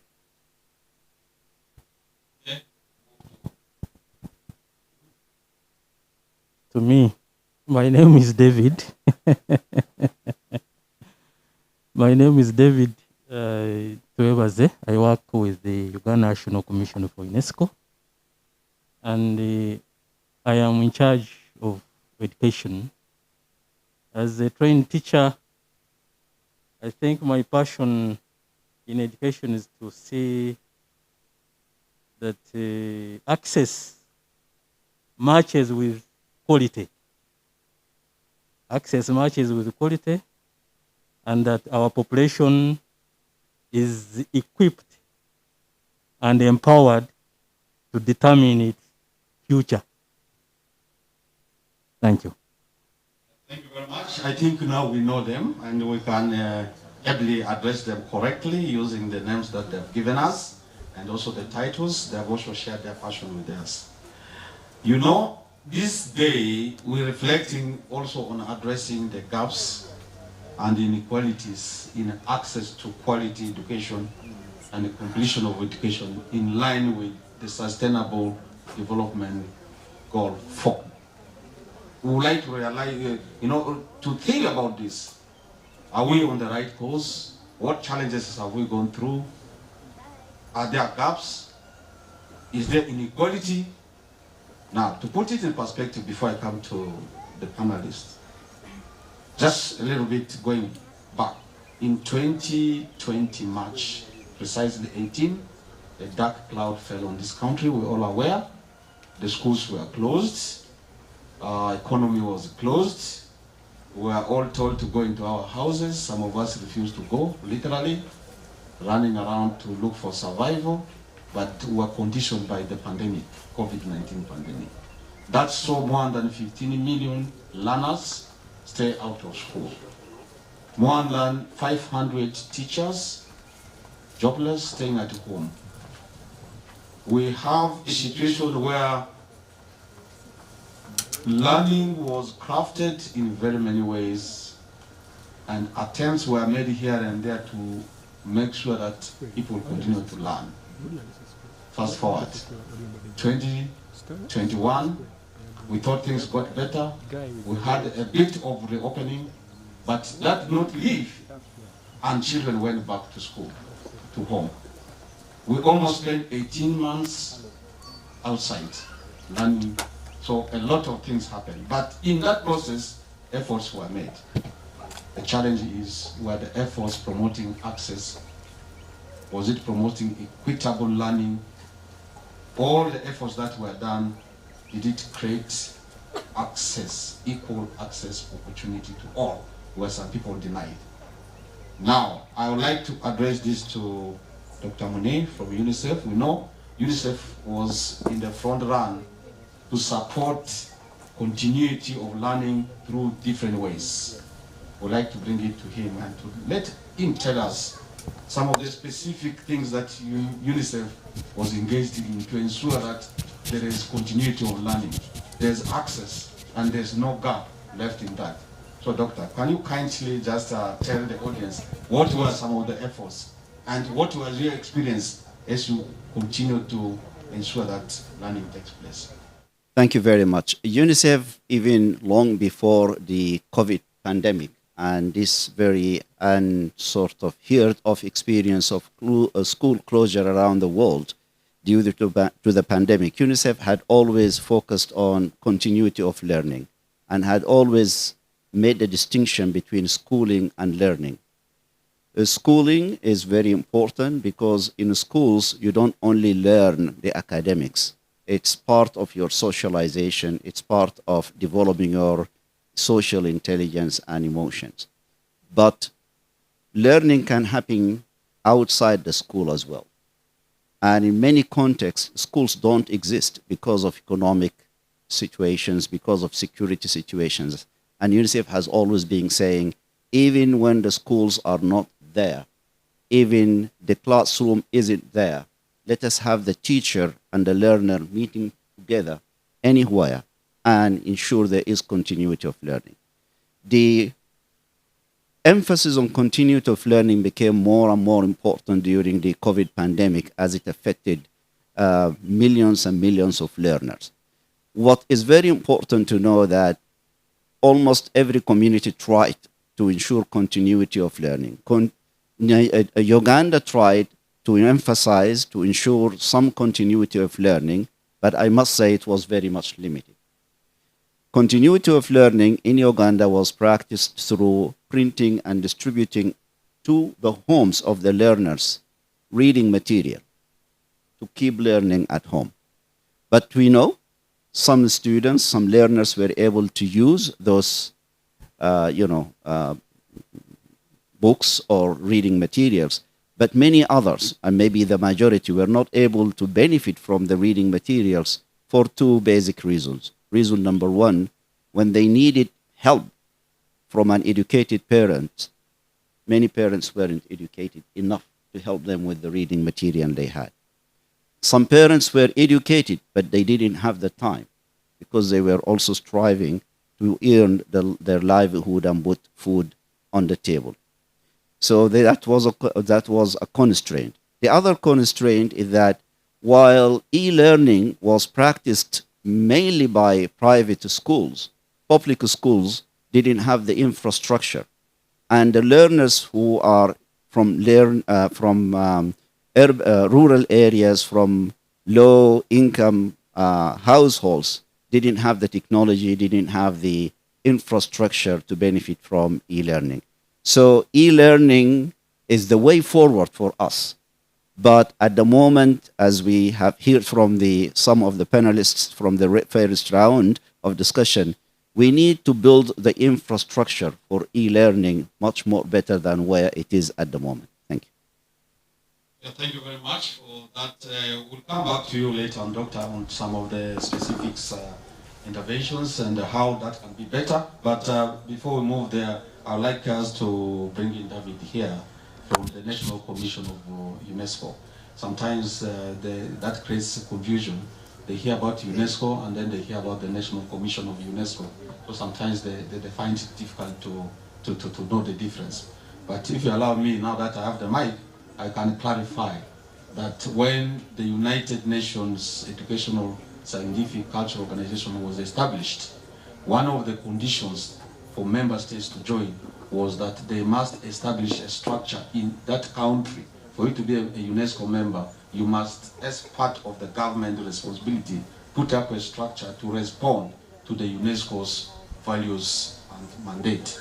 So that is called the National Commission of UNESCO, and it is responsible and answerable to the Minister of Education in that case, and also to the Permanent Secretary. So it's a statutory body, if you want, an equivalent of UNEP or an equivalent of those statutory bodies sitting at the ministry. So whether UNESCO is in the country or not, that I represent in the country, the National Commission of UNESCO will continue to be there. So that cuts the difference between UNESCO as UN agency and the National Commission of UNESCO. So they have a broader mandate and a base in terms of what they are doing.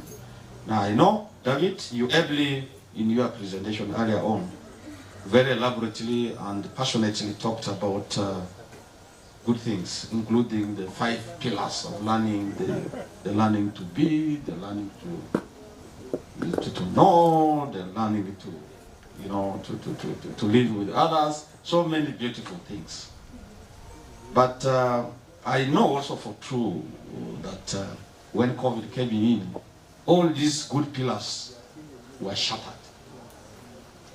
What is your impression that during the COVID, did these pillars actually that you elaborately talked about to be achieved, now that the students have lost? What is your feeling? How did the COVID actually affect the entire learning process according to those domains?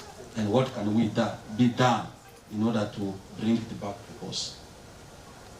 Thank you so much, Charles. Education is a collective responsibility. Even when our children were in homes, learning continued to take place, more especially for those who had the time and the interest. But learning takes place every time. It is what we call a lifelong learning perspective, that we learn till we breathe our last. So it is continuous. And I believe that even during the closure of schools, learning continued. In fact, there are schools that engage their learners through the e-learning platforms. That was one way our learners were engaged. The other one was the government, as you've heard from the chief of Unicef, put in place a mechanism of teaching these learners in homes through TVs and radios. And then there were materials that were produced and then sent to those children that were not able to access the platforms, the TVs and radio. The question from Charles is, was that learning effective? The learning was not effective. But I want to appreciate and thank a number of partners that include UNESCO and the National Commission for UNESCO that continued to support the teachers. Our entry point then was to improve on the competencies of these teachers to engage these learners when schools are open, just like they are now. So we engaged in a number of interventions, and one of them was to equip these teachers with the skills and knowledge on global citizenship education. Global citizenship education prepares learners and teachers and adults like me and you to see yourselves beyond your villages, beyond your homes, and to be prepared to become responsible national citizens, East African citizens, and global citizens. It is an endeavor that has been put in place by UNESCO to break those bondages of parochialism. When we usually look at ourselves as Acholis and Langis, Batoro and Banyoro, but to look at ourselves as national citizens. We are one people, different languages, different colors, different ethnic backgrounds, but we are one people. So we engage teachers and equip them with these skills and knowledge to prepare our children when they get back to the schools to start looking at themselves, identifying themselves as national citizens, as citizens of West Africa, and as global citizens. Because we now have one village, it's actually one village.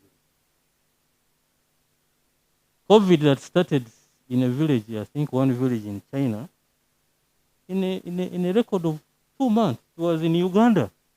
And that means we share, as global citizens, we share the same challenges. We share the same opportunities. And therefore, we must equip our young people with knowledge and skills to address global challenges that include among them religious fundamentalism. It is now a global challenge. The issues of climate change. Climate change is a global challenge. Poverty is a global challenge. So we prepared our teachers, we continue to prepare our teachers with global citizenship education. We engaged our teachers with education for sustainable development. And we also added, I think we added something that Unicef was doing about the abridged curriculum. The abridged curriculum, the competency-based curriculum that is being used in the school. Thank you very much, David, for responding to that. I hope we're all following him. He sounds very academic in many ways, but I believe we will break down the pieces and we'll be able to. Before we go into the second set of questions, we have online followers who have been following the discussion, and there's a question that has come from one called Florence, and Florence says she agrees to the idea of access and quality education, but she would like to know what is being done to address retention issues, especially in rural areas. Florence, I hope you are still listening. I'll give that pleasure to my panelists. What is your view about retention, especially in rural areas regarding education? Dr. Munir, we'll start with you. Thank you very much. This is a very good question. Thank you very much for this question. And let me start by how worried we are in UNICEF at the moment. Uganda made tremendous progress over the last 2 decades. Enrollment almost tripled. At the time schools were closed because of the pandemic, we had about 15 million learners enrolled in schools. It's an amazing number to be achieved within 20 years. But there was also a challenge. There were 3 million children who were out of school at the time before COVID. So 50 million already enrolled, great news, but 3 million out of school, bad news. And the challenge was mainly how to bring those who were out of school to the school. Then COVID came, schools closed, and we all probably came across the projection made by the National Planning Authority in August last year. They said by the time schools reopen in Uganda, almost 30% of those who were enrolled are not likely to come back to school. What does it mean? 30% of 15 million learners is about 4.5 million. So if the projections turn to be correct, the number of children who are out of school will grow from 3 million prior to COVID to 7.5 million this year. So the issue now is how to bring them back to school. Not to bring the 4.5, but to bring the 7.5. And while we are doing that, for those who are returning to school, how do we make sure they stay in school? It's going to be, and it has already started to be, a very daunting job. Why? Because of the following. To bring back 7.5 million children to schools is not going to be the responsibility of the Ministry of Education alone. This is a multi-sectorial, it's a multi-sectorial task. It's a national challenge at the moment. And let me take an example of a few groups of those who are not likely to come back to school. The first category of learners who are not likely to come back to school are the teenage girls who got married, who became mothers, or who are currently pregnant. Although the government has a wonderful policy that the school door is open for all of them, but it's not that easy for each one of them to walk back to the school if she is a mother. We need a social support system, social protection system that would allow these teenage mothers to have a safe place where they can leave their babies and resume their schooling. And most importantly, we need a change in the mindsets. It's very unfortunate we have seen many people already saying they shouldn't be coming back to schools. They are morally corrupt, and they will corrupt the morals of more girls if they come back to schools. I'm very sorry to say this is an immoral argument. It's immoral for the following reasons. It's immoral because it is wrongly assuming every pregnant girl is morally corrupt, has done something wrong. The majority, if not all of these teenage pregnant girls, teenage mothers, were subjected to sexual abuse. They are victims. We should not further victimize them. They need support. They need justice. If you close the door of a school in the face of a teenage mother, what are her choices? Her choices is, number one, go down the line of prostitution because she's not educated. She doesn't have a skill for a decent employment. So her profession will become selling her body day and night to feed herself and feed her child. Is this moral? Can anyone say this is correct to defend? And I want to end here by saying there are also many children, boys and girls, who left the schools not because of pregnancy, but because of the increased level of poverty their parents started to experience during the COVID pandemic. And they are now working and earning money to help their families put food on the table. And there are two costs for these families and children to bring the child back to school. The first cost is the opportunity cost.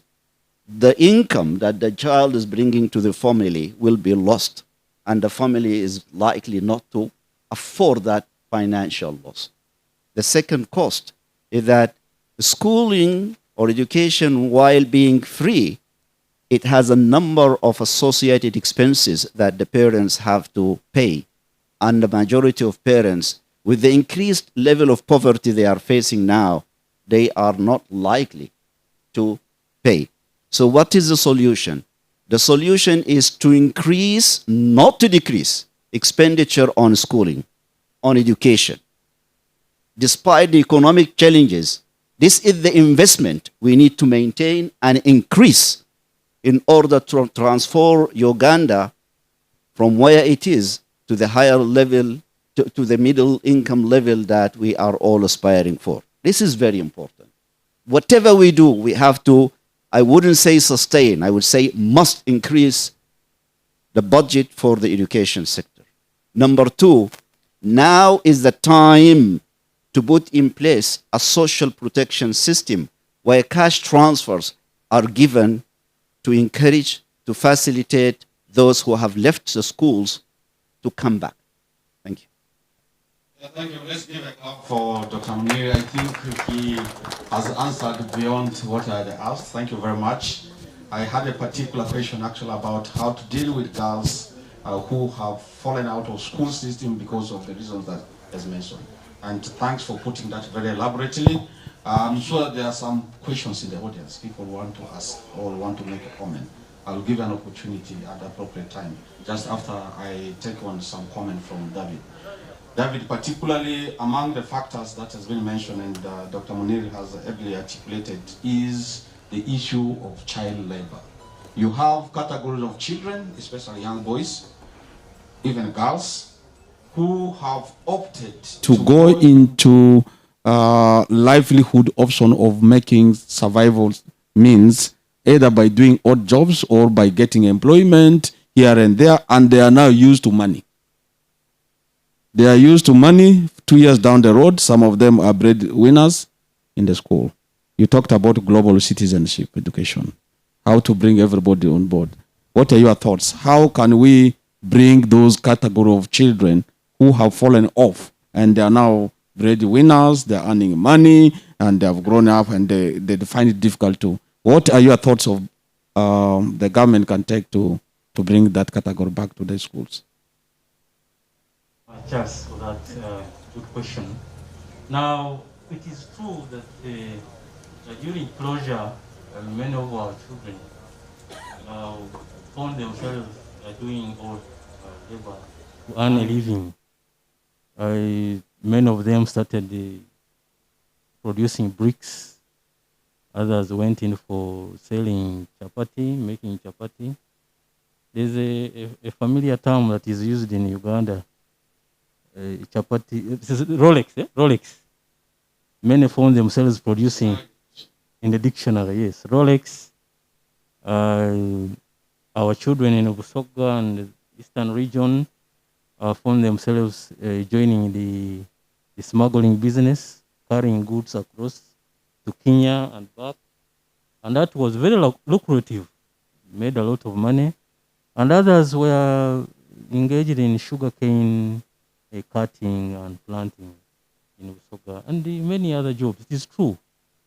And some have not gone back to school because they got money, got used to money, have not gone back to school. Now, to address that challenge, it requires a collective effort, starting with parents, to educators, and then local governments, the central government, the cultural leaders, opinion leaders in villages.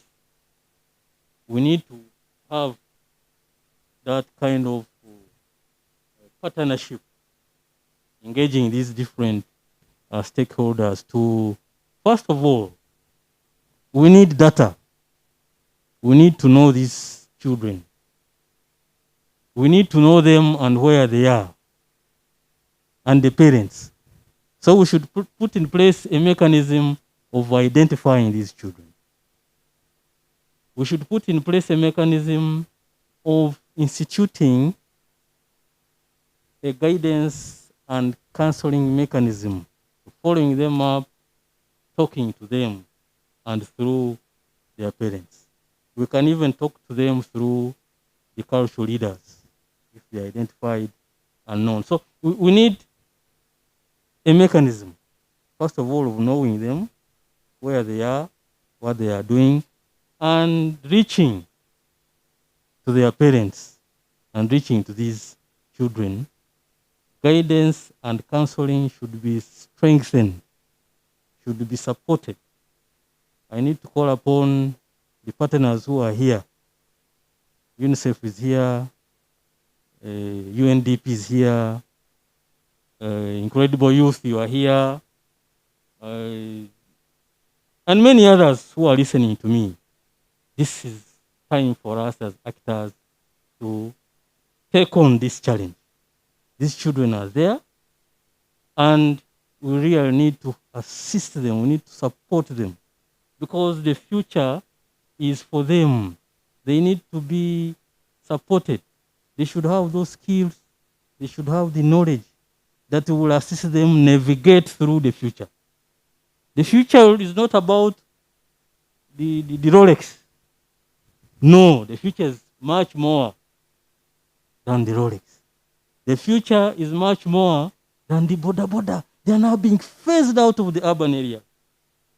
What will happen now?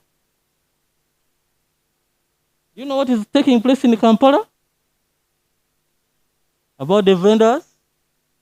And some of those vendors are children who were in school yesterday and joined the vending business. They are now being phased out. So we need to support them. It is a collective responsibility. Thank you. Our time has run out. We'll take, if there's any quick comment or question from the audience. Yes, I've seen one hand. I want to see a hand of a lady as well. See two gentlemen. Hands up. We'll have a quick one. If you want to ask the question, please do. Start with you, and then the gentleman check shots. They may need the microphone for purpose of the online followers.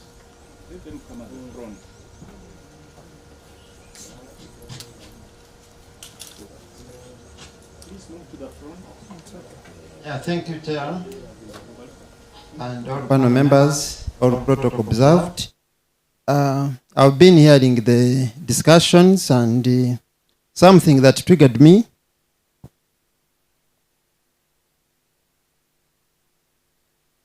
For the purpose of online views, the request you to stand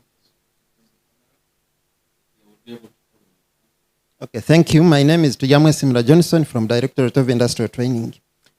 Something that has been triggering me is this issue of dropout. Even before the COVID pandemic, I think the country has been experiencing serious dropout. Statistics are there. If you follow each cohort, like in the Ministry of Education, those, for example, who enroll at P1, and those who maybe complete P7, those who complete Senior 4, and maybe Senior 6. To me, even before the COVID pandemic, the percentage of dropout has been slightly over 30%. I'm talking with the statistics, you can get these figures. So, as we talk about maybe something like the 7.5 million people that might not go back to school, but what has been the interventions put in place to handle the problem of the dropout?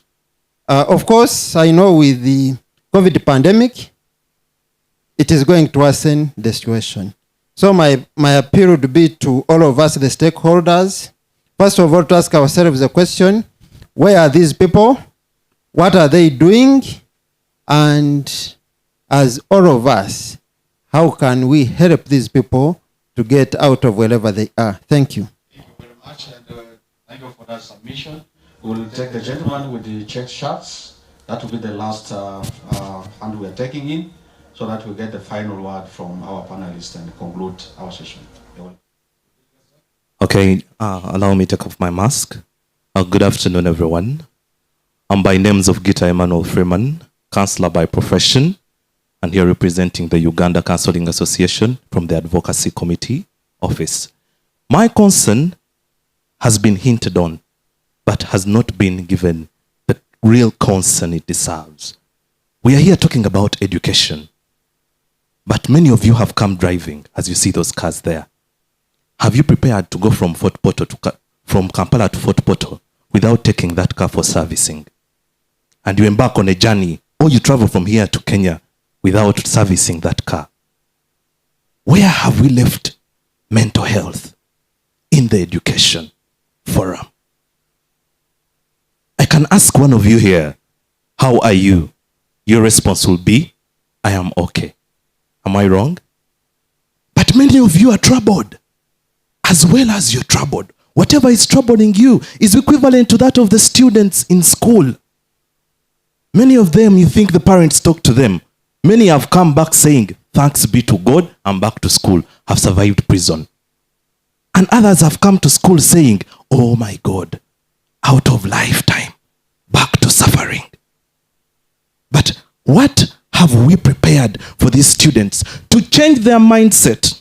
Mental health is cognitive, behavioral well-being of a person. How does the person think? Before we pump in all this into their brains, how are they thinking? Are they ready to receive it? As Uganda Counseling Association, we are calling upon all stakeholders, Unicef, Unesco, and anybody who is concerned here. With me, I work with Sanity Hub. I work with LCG Consults. Sanity Hub brings different counseling firms and organizations and can be able to probe, and we provide these services to these students. They need them, regardless of anything. You cannot work the whole day without feeding the brain. A healthy mind is a healthy body. So my question stands, how best can we mentally prepare these students so that they can have cognitive righteousness, behave well? There are very many students that have reported back with psychotic behavior. A child comes because they have been addicted to drugs in the holidays. And their minds now have failed to set themselves into books because they're thinking of the cocaine, they're thinking of the drugs they've been taking, and they're alternating their thinking. And here is another teacher who comes to class, troubled that has no money for the child to go back to school, and is teaching the very student. Yes, teachers are trained to counsel students, but a teacher who is troubled from home has not shared their issue with a professional, is facing this child with a psychotic behavior, and you think they will have their mindset. We've shared with some of them. I have one child to stress on, yet I have 1,000 to as well work on. So we need to employ professionals in these fields, and they're there. They're there. We humbly request you to take it as a very fundamental thing before we go any further. Are the students ready to receive the knowledge, or are they prepared? Thank you very much, Emmanuel Freeman, and I'm glad to be present. Thank you very much for that. And that's a very pertinent question, just like many other pertinent issues.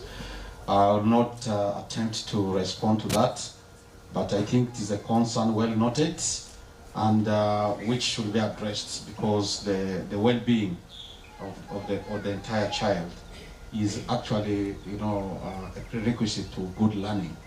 And therefore, I couldn't agree more. And I just want to add that I think the new curriculum has competence-based learning curriculum has one of the learning areas to address issues to do with the preparing the mind of health and so on. But just like any new thing, people are taking time to read. So in the interest of time, final word from David. What is the message? Just in one word, what message do you have for the audience here and those online? Yes, thank you so much, Charles. My message is let us all stand up and support our educators, the education system, and our learners.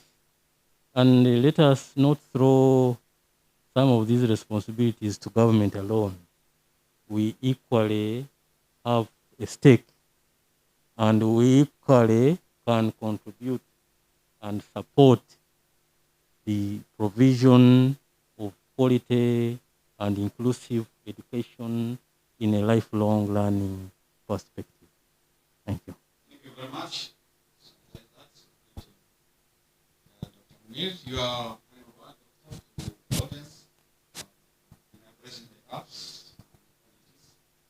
Thank you very much. My final message is that it's very easy to close any school, but it's quite challenging to reopen the schools. One of the participants spoke about mental health.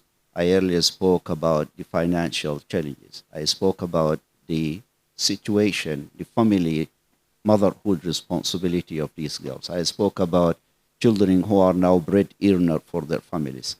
These are problems you need to solve in order to sustain the reopening of the school. There are many challenges, but for me, I would say there is one major challenge for us at the moment.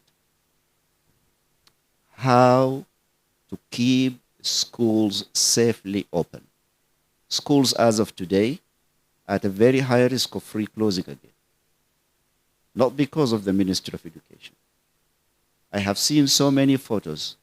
I felt sad and I felt happy for those photos coming from different schools.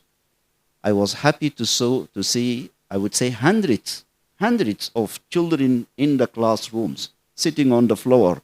And if you drop a pen, it will not reach the floor because there is no space between one and the other.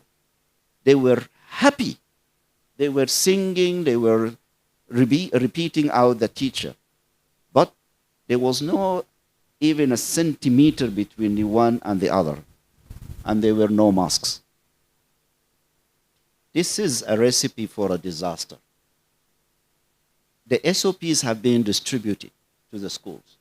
Teachers have been trained on how to enforce the SOPs, on how to report, how to prevent COVID infection, how to isolate cases, and how to report them. But unless this training, this guidance, these regulations are enforced, are put in place, Uganda is at the risk of having schools closed again. And if schools are closed again, teenage pregnancy is back, child labor is back, mental health is back. So to avoid going deeper into these problems, please let us, all of us, come together to make sure that schools stay open safely and not close again because of the disregard of the SOPs. Thank you. Thank you very much. That brings us to the end of our discussion on changing the course and transformation of education. General comments have been made. Some of them are addressed particularly to the stakeholders and the Ministry of Education, the private sectors, the public service providers, the parents, and all of us indeed. The stake of our children, the continuity of learning, the safety in the schools are issues that have been raised to ensure that we continue to operate in a safe and good environment. Thank you very much for listening. You have been a very nice audience and a very good panelist. Thank you for ably, presenting this to us. Thank you, and that's the end of our show. Thank you. Thank you so much, our panelists, the Unicef Country Director, Dr. Munir, Principal Program Officer in charge of education at Uganda National Commission for Unesco, Dr. David Twebaze, and UNESCO Country National Coordinator, Mr. Charles Dryechebo. I got it right. And you said cramming was bad. Thank you so much. And just before we go to the next beat of the program, I'll invite each and every one of us to stand up, please. Yes, let's just stand up, right? Okay. We're going to play a small game. It's called Simon Says. You only do what Simon says, okay? So if Simon does not say, you don't do it, okay?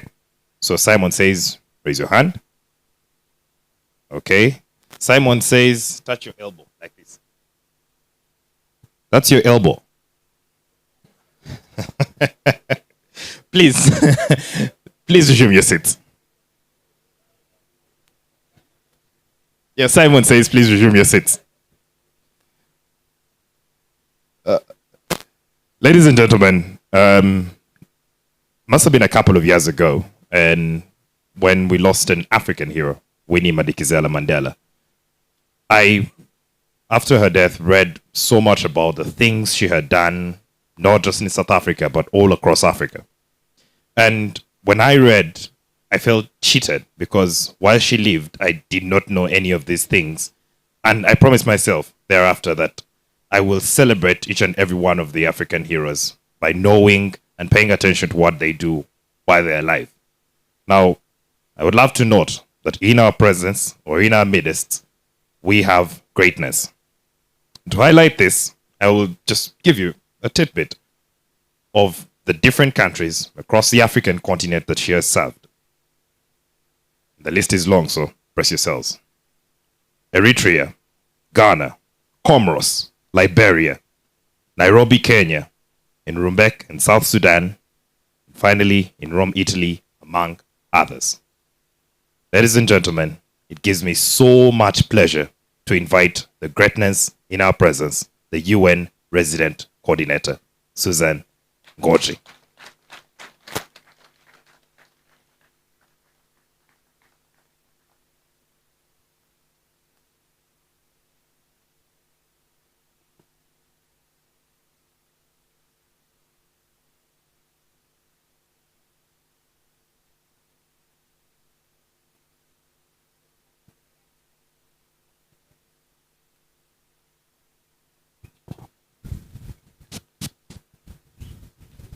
Thank you so much to the MC.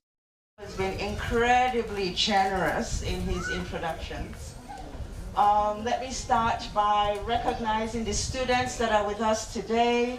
And if there are any teachers, these are the heroes of the moment, quite frankly, after the last 2 years. Let me also recognize all the government officials here with us, all my UN colleagues, including our colleagues from the Unesco Commission.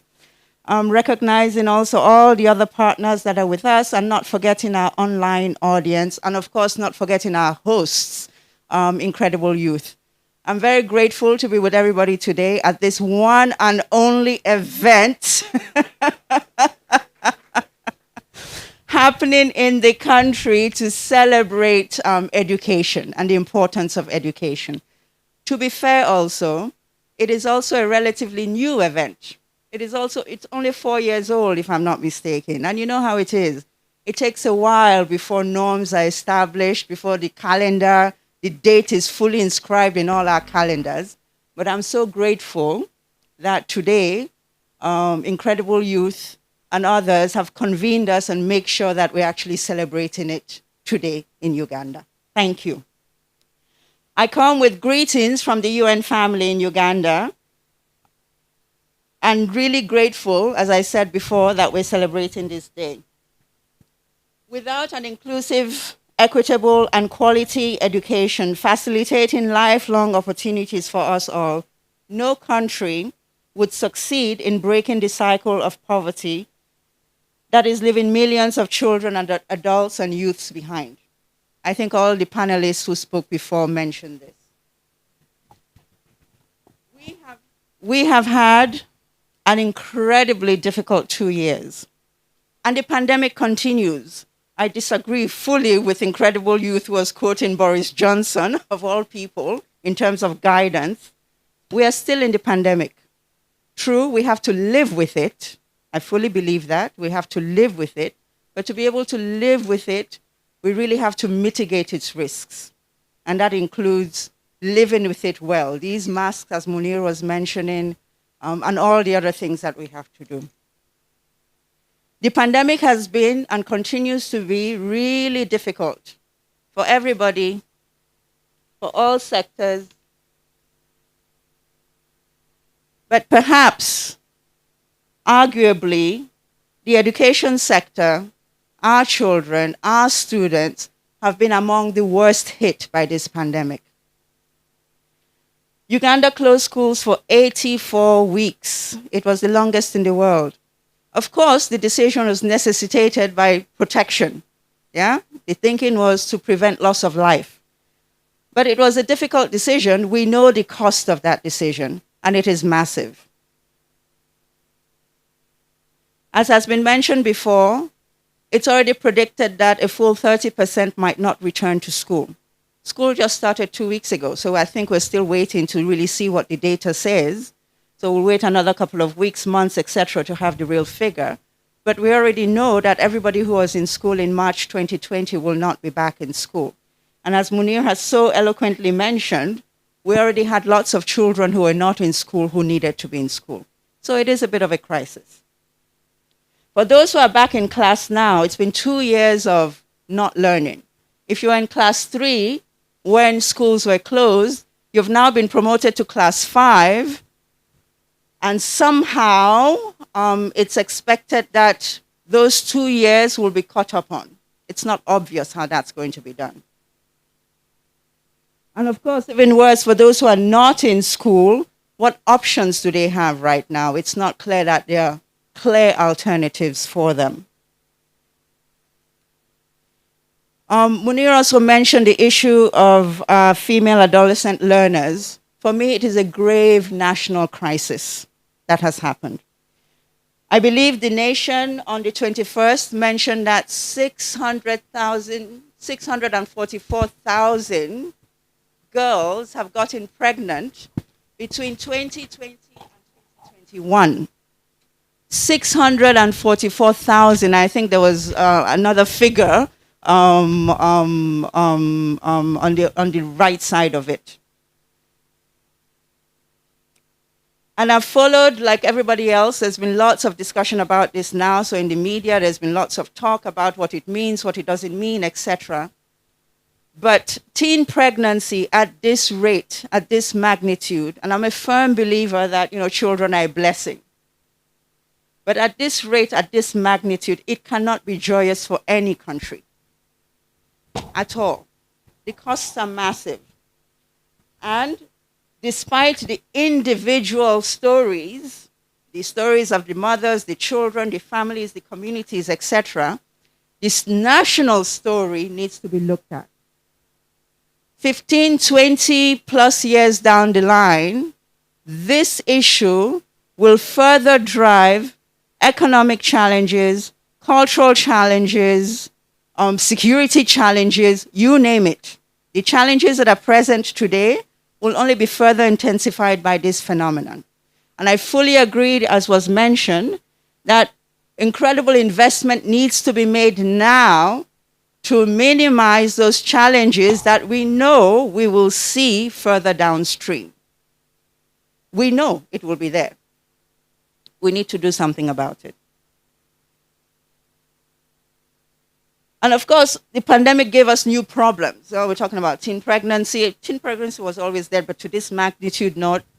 But as was mentioned by one of the persons who made the question, I think it was you, we had previous challenges. And retention was one of those key challenges.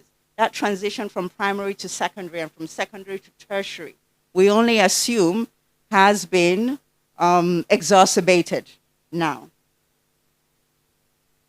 The UN family and partners broadly, we've been working with the government on continuity of learning and safe school reopening for the last 2 years.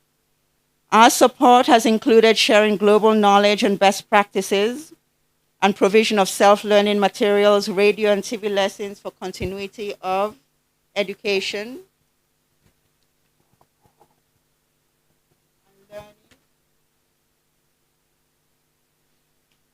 The previous colleagues, my Unesco colleague, Unicef colleague, have talked to some of this. Unicef supported the government in formulating the school reopening strategy. Our UNFPA colleagues supported in the continuity of adolescents to access sexuality education and information services. And also the school reopening strategy will focus on school-based surveillance for early identification, reporting, and management of the emerging COVID-19 cases. And sadly, as we've heard, we're not doing very well right now, and it's an area of concern. But also will focus on mental health and psychological well-being, training to support teachers and children to adjust to this situation in which they find themselves. In his message, the Secretary General put out a message on this International Day of Education. And one of the things that he mentioned in that message is to convene a global discussion on these challenges of education towards the end of this year. And I think the main proposal that I would like to make is, I wonder if nationally we could do the same. All the issues that we have discussed, how do we get to the other side of this pandemic, quite frankly? All the key issues of digitization, all those are policy questions. All the issues of what we really want our education system to be producing, what are the products that we want to be producing. We didn't talk so much about employment before, but with 77% of the population under 30, quite frankly, no government will be able to produce the job. No organization will be able to produce the job for these children that are coming up now. So all of these things really need to be discussed. And I think, I forget who, but many among the panelists were talking about whole of government and whole of society approaches. I wonder if Uganda could also seize this opportunity to really have a national discussion on education, a national discussion on the challenges we currently face that have been brought on by the pandemic or exacerbated by the pandemic, and us all come up with solutions on how we're going to transverse them. And if this is something that national stakeholders think it's important, and I mention it here, so if you think it's a good idea, please take the idea and advocate at all points where this advocacy needs to be done. If that's something that we think might be useful for the country, I'm sure that the United Nations will be really happy to support something like that. All the problems that have been mentioned are beyond just the sector of education alone. We need the entire society. We need to better harness communities, parents, all the other sectors. So that's my main proposal for today, that we all advocate for a national discussion on education and come up with ways on how we're going to get to the other end of this pandemic. And with that, I start coming close to my address. And of course, my job is to say that I continue to pledge my support, the UN support, to the education sector as it deals with all of these challenges. And we look forward to see how we can continue to support. But I cannot end by saying how grateful I am that despite it being a Sunday, we actually are having this discussion. That this number of people took off their time to be here to have this discussion. But I hope that we'll have more of it going forward, because the challenges are monumental, quite frankly. And the impacts on all of us are massive. So I hope we'll take more time to have this discussion. But thank you all very much.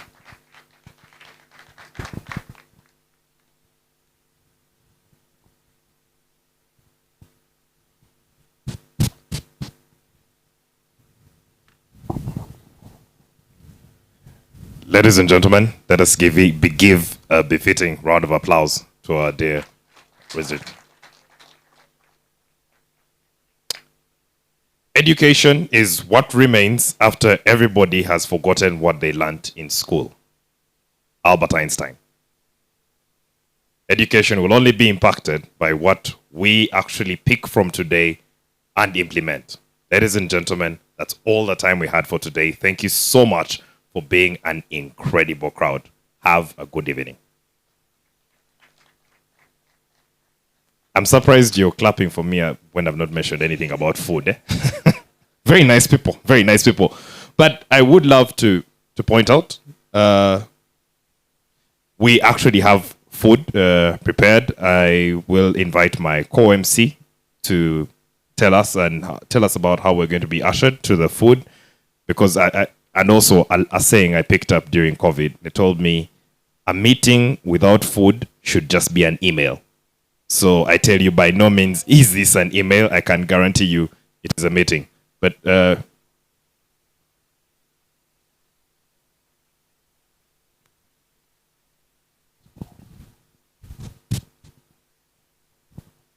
thank you so much. The meeting today is officially closed for speeches, but open for networking and meals. So one of the things we're going to do as the key delegates that have arrived in this place, we have a project as Incredible Youth that we have been working on for a while for the community, for agriculture. We're just going to take a little brief of a tour and then go and have a meal. For those of you that will be interested in accompanying us, we just need a few people to accompany us to the garden. Immediately after that, we'll have lunch with we'll have a group picture, and then after we'll have lunch, and you're allowed to leave as you please. Last but not least, I want to take this opportunity to thank and recognize a representative from Reham who has been very fruitful in helping us sponsor this event with the tents, the chairs, and the drinks and the snacks that you've been taking that have been sustaining you as we wait for lunch. So there are more speeches that will come after when we are having lunch, but the official function is officially closed off as of now. I'd request that we all stand up and sing the national anthems, and then we'll be able to get to the next.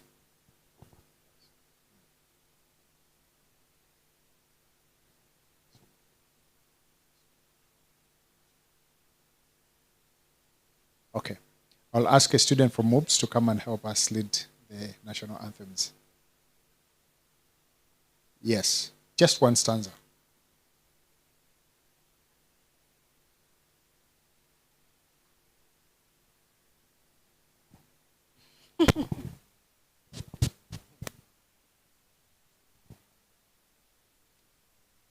Yeah, good evening. Okay, let's stand properly and we sing the Uganda national anthem. Oh, Uganda, may God uphold thee. We lay our future in their hands. United for liberty, together we always stand. Thank you so much.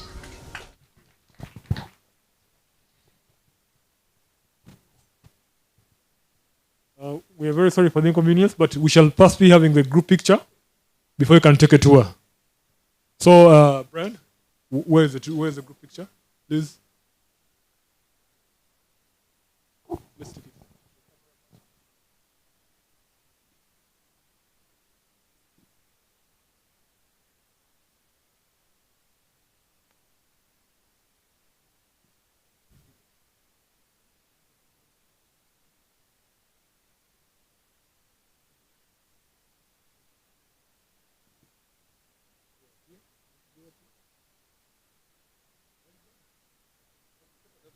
Okay. At the tree. Okay. Okay. We are requesting the delegates to head to that spot there, just beside the tree. Just beside the tree for the group picture.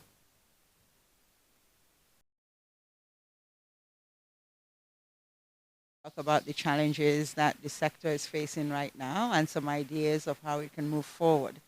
And it's always important to gather around and talk about some of these challenges. So it was a very good day, time well spent. Okay, that's very great. I listened to your submissions and I heard your concerns about the 7.5 million children who have dropped out of school. We are also agents who are spread in the community. What message will you be able to pass to the people running private schools, those who are in government, maybe sometimes who may need to understand how grave this is in relation to what you have just communicated today? No, I think the government is fully aware of what the challenges are. I think what's needed at this point, lots of efforts have been made to actually open schools and get children back in schools, but we know that the challenges are bigger. And these challenges have been compounded by this pandemic. I think what's needed now, quite frankly, is for a whole of government approach. So to get all the different other sectors, to get all of society to actually have a conversation about education, have a conversation about these challenges that we are facing and how we're going to overcome it together. Oh, okay. Lastly, we've seen in the era of COVID, people have very many institutions which have been innovative, have gone through e-learning using digital literacy skills. How are we performing as Uganda in relation to many other countries? Are we there? Is it a way to go? Because we have a lot of digital divide in terms of the gadgets, in terms of the internet. Do you think this is an area that the proprietors of school should be able to engage in? Or do you think that it is it's a long-term thing that cannot be able to solve the kind of problems we have today? No, it's a long-term challenge, of course. And again, just to say that Uganda's challenges are also the continent's challenges. We have these huge divides everywhere. Okay. And while some institutions, some cities have been able to actually move on the whole issue of digitalization, we still have huge problems of access. Okay. And access in terms of the infrastructure, access in terms of the cost of access or massive access. And these are not issues that any one school is going to solve on its own or any one family is going to solve on their own. They're policy questions, which needs that broader conversation to see indeed how we're going to make sure if this is something that we want, if this is something that we need, and I think we need it, right, how are we going to make sure that the access is available? Wow. Thank you very much. I'll just request you to make your last remarks to a listener out there, maybe a person who was not able to go on this, because what we are going to do, we shall be cascading this recording to make sure that those who are not here physical to get to as many people. What will be your roundup message? I think the closure was necessitated by this pandemic. We're finally back in school after about 84 weeks. We have to make sure that we can keep those schools open. We have to find some way of supporting the SOPs because we're still in the pandemic. The pandemic is not finished. We've had Omicron. Thankfully, Omicron was a little less severe. Was less severe than Delta was, but you don't know what will come up tomorrow. Okay. So we have to make sure that we keep up with the SOPs, that we can keep the schools open. And we really have to have this broader conversation to see how we're going to overcome these big challenges. These children that are not coming back in school, up to 30% of them estimated. We still have to look at the real figure. Right, actual what are we figures, going to do with them? How are we going to make sure that there's accelerated learning? Children have lost 2 years. If you're in class 3, now you're in class 5. How do we bridge that gap? How do we make sure that schools are actually producing the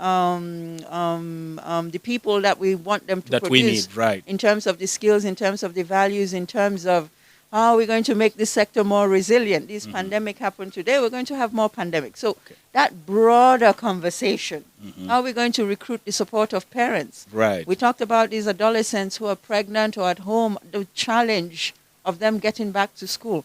How are we going to make sure that that human resource of Uganda is productive tomorrow? So these broader conversations really need to happen for us to figure out how we're going to get through the challenges of this pandemic and beyond. Thank you so much for being live on Tanya Innovations. That is the UN Resident Coordinator of Uganda, and we have been privileged. She has been with us, I think, for over 3 or 4 hours. We really want to thank you for loving young people. We pray the Almighty to bless you, and we hope we could make the change we want to see in Uganda and Africa at large. Thank you so much. Amen for all of us. Thank you. Thank you.